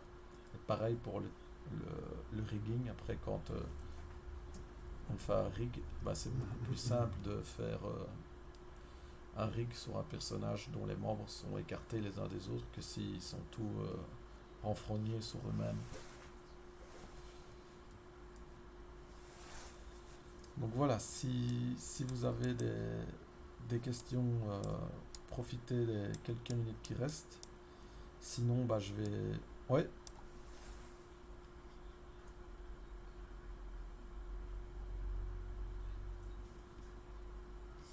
c'est avec... donc si tu sélectionnes une zone, c'est avec CTRL, et puis tu traces. Et si tu veux désélectionner, c'est avec ALT. Donc là, ça me permet même de faire des sélections comme ça, et puis dedans, de revenir redésélectionner des choses. Oui, ouais, en fait, tu as plusieurs types de brushes de sélection. Donc, où tu as la brush rectangle, comme ça, ou tu as la brush lasso. Et alors, pour changer, c'est simple, tu cliques sur CTRL, donc comme pour quand tu masques. Mais quand tu cliques sur CTRL, tu vois que ici, et toi, bah, c'est quelque part par là, bah, en fait, quand tu cliques, tu as accès à plusieurs types de masques. Et moi, bah, je suis souvent entre masque lasso et masque pen, bah, celui qu'on utilise de base, que toi tu utilises aussi.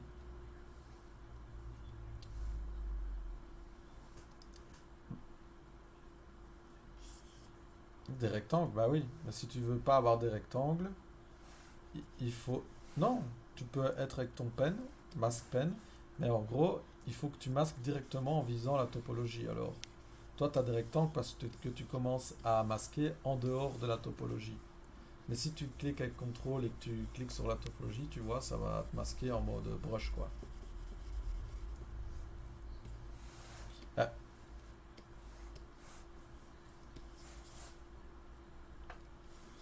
bah, pareil, tu traces un lasso dans le vide. Et si c'est euh, démasqué à l'intérieur,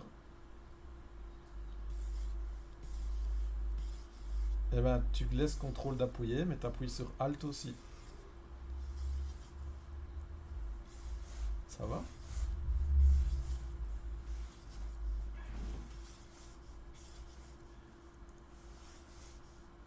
Ben, pas de problème, comme dit. Puis comme ça, les autres emmagasinent aussi les questions que tu poses.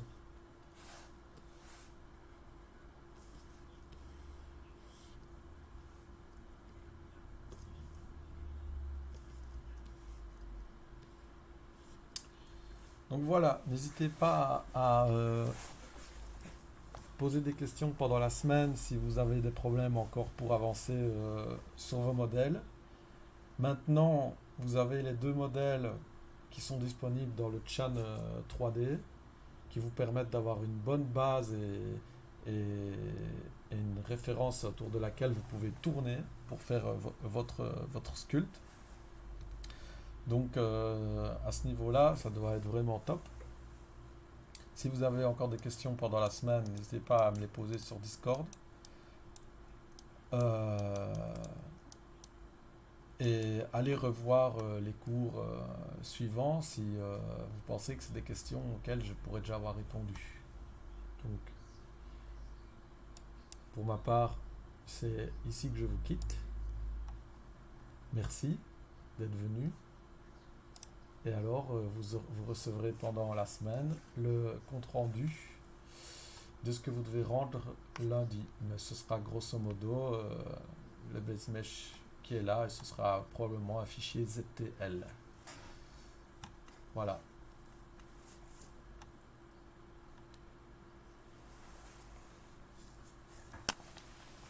Merci à vous. Bonne soirée. Au revoir. Merci. Ciao, ciao.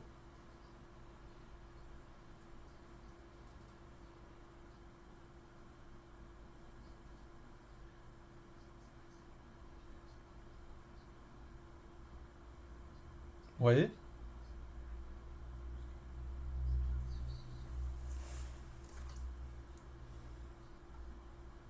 Ouais.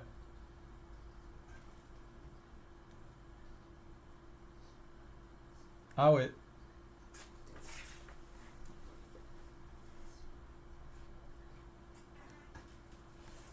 Non, il faut que tu aies des OBJ du coup. Donc je vais uploader deux OBJ et tu feras un import plutôt qu'un load tool.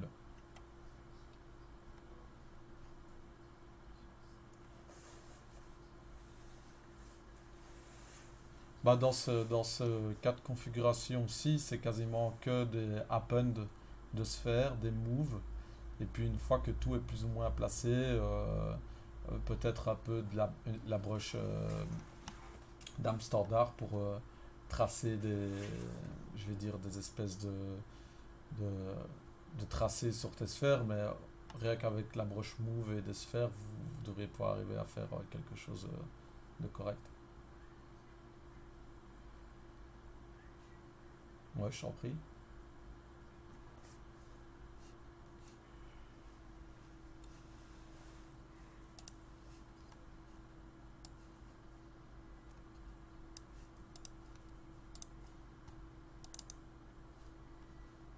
Ouais, nickel.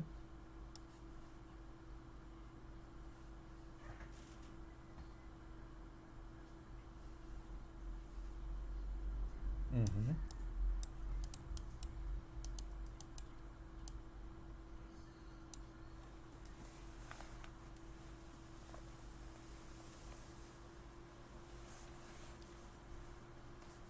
Là, c'est un seul objet, sélectionne-les un peu.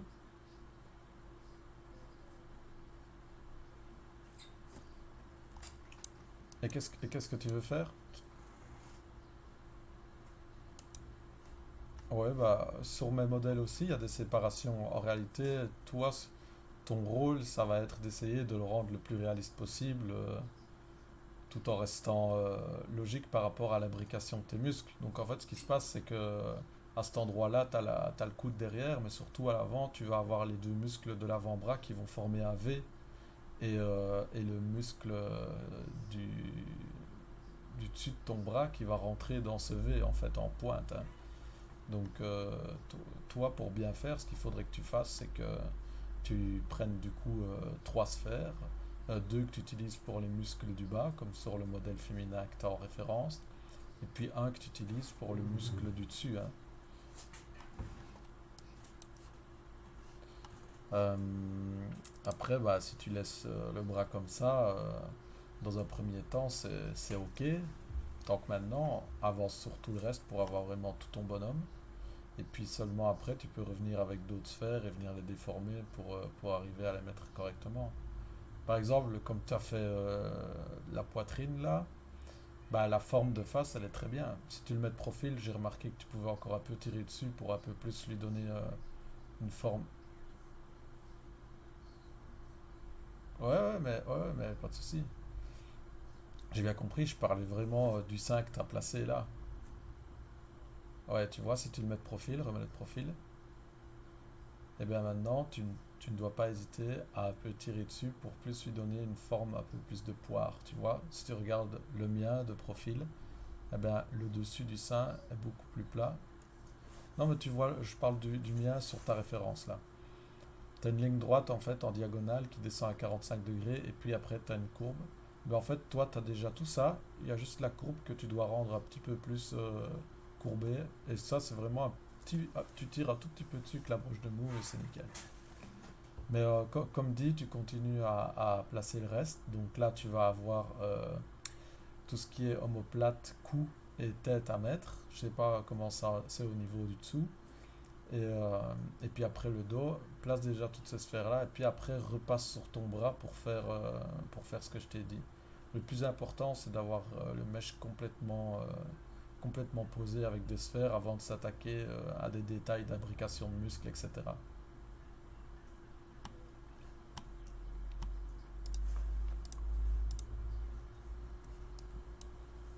Avec Mage. Avec Mage. Donc tu bouges avec ta caméra et tu laisses Mage d'appuyer et ça va te loquer les vues. Ça va les cadenasser. Donc là, si tu bouges avec ta caméra autour de ton modèle, voilà, appuie sur Mage en même temps.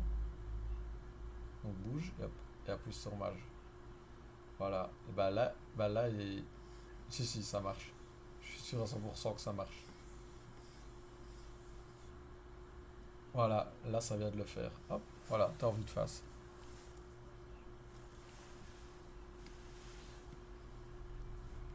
Ouais, faut vraiment pas être timide avec le programme, hein. Je sais bien qu'il fait un peu peur parce que parfois ça couille et on se dit non, j'ai tout perdu. Mais en réalité, faut vraiment pas hésiter à faire des grands gestes, à appuyer sur Maj, Contrôle et Alt. C'est vraiment les trois boutons avec lesquels tu fais quasiment tout. Et dès que tu n'arrives pas à faire un truc, la réponse est probablement entre ces trois boutons-là. Je vais faire un export des deux objets mâle et femelle pour ceux qui sont sur des versions 2019.